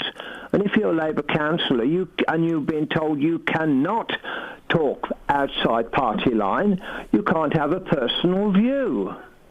Ron, does this the thing that worries me, that concerns me the most about this, is that we weren't supposed to know this policy existed, and if it hadn't been for someone leaking this would have all gone on in secret. Well, don't you think most party views are made in secret and then somebody gives it out to the public domain? Possibly, Ron. Ron, nice to talk to you. Always good to have you on the show. Thank you very much indeed. OC says party... Oh, Christian O'Connor. Party politics are the curse of local government. Councillors should represent those who elected them, not policies parachuted in from above. 08459 455 555 is the telephone number if you want to give us a call. It's also the number to call if you want to talk to Jonathan Vernon Smith about female bishops. That'll be coming up a little bit later on. Have we got any more calls? Where are we going, Catherine O'Boyle? No. Well, what's this ants bants I see in my running order? I have no idea. Well, I'm trying to get hold of Justin, but he's obviously been deluged. Have you got him on the phone? Put him through. I've got him on the phone. Put him through. Justin, I'm going to put you on the phone. Put him through. I want to speak to you. Let's pretend he's a caller. Let's give him the respect he deserves. Or the lack that... Let's go to Justin. Morning, Justin. Hey, morning, boss. You all right? Yeah, I'm fine, thanks, Justin. What have you called in about? Well, I just flying ants. Why? Yeah, we're not talking about that today. Oh. Okay, maybe Friday? No, I tell you what, we've got 2 minutes. We can just squeeze it in. You were obsessed with flying ants. Well, no, I'll tell you what, boss. Let's not squeeze it in. I'll tell you why. Because I've got something better. I've got an exclusive coming up for you on Friday. I have been told something 5 minutes ago from an ant expert, and on Friday I shall be exclusively revealing that news to the people of Beds, Herts and Bucks about flying ants. If you think you've seen the last of them, trust me, you haven't. Justin, is this going to turn into the new Pond Life? No. Because this sounds like one man's folly. No, it's what everyone was talking about over the weekend, these flying ants. They were attacking absolutely everybody, me included. I had to go indoors. I've been out this morning asking people why. We'll play that on Friday, and we'll talk to an ant expert, because this weekend, not the weekend just gone, but this weekend coming up, something is going to be happening, and it's going to be scary. That's all I'm going to say for the time being. All right? I can just imagine you running in like a 12-year-old girl crying because you got flying ants in your hair. No, they were in my hair at the weekend. Did your mummy have to come and get them off you? Yes, she did. They were even trying to get into my underpants over the weekend. I was absolutely outraged. But yes, on Friday, Ian, I'll be bringing that exclusive news to you and your listeners. Dealey, do you want to hear something a little bit exciting that I've saved for the end of the show? Yeah, please. I'm commando today. Are you really? Yes, I am. Wow. I've been staying in a hotel. I only took one pair of pants. I've been wearing the same pair of pants for 4 days. Wow. I thought a 5th day was a little bit too extreme. Yeah, that's right. Right. I got no pants on today. Wow. Are we going to hang out a bit later on? So, Justin, for goodness sakes, grow up, please. Travel news for beds, cards and bugs. BBC Three Counties Radio. Looking slow on the Great North Road, heading southbound to the Black Cat roundabout. There is a shed load of sand on the road, so do be aware of that if you are heading that way. The M1 heading northbound, there's a lane closed because of an accident between junction 13 for Bedford and junction 14 for Milton Keynes. Also looking rather slow on the A4146 in both directions between the Sulbury roundabout and Water Eaton. And the M25 is looking heavy between junction 20 for Kings Langley and junction 19 at Watford. Also rather heavy on the M25 between 17 at Maple Cross and 15 the M4. Nicola Richards, BBC Three Counties Radio. Emma says, and lots of people have said, if you spoke out about the BBC, would you lose your job? Well, A, it's the BBC, I'm not elected, and B, I think EastEnders is rubbish and there aren't enough women on BBC Three Counties Radio. I still have a job. JVS is up next. I'm back tomorrow at 6. Ta-ta. Local and vocal across beds, hearts and bucks. This is BBC Three Counties Radio. Thank you, Ian. Good morning. Welcome to the JVS show. I'm Jonathan Vernon Smith. It's Monday. It's 9 o'clock, and on today's Big Phone In, should the church allow women to be bishops? The Church of England will decide later whether to allow women to become bishops. The General Synod came close to an agreement on this issue 2 years ago, but 6 members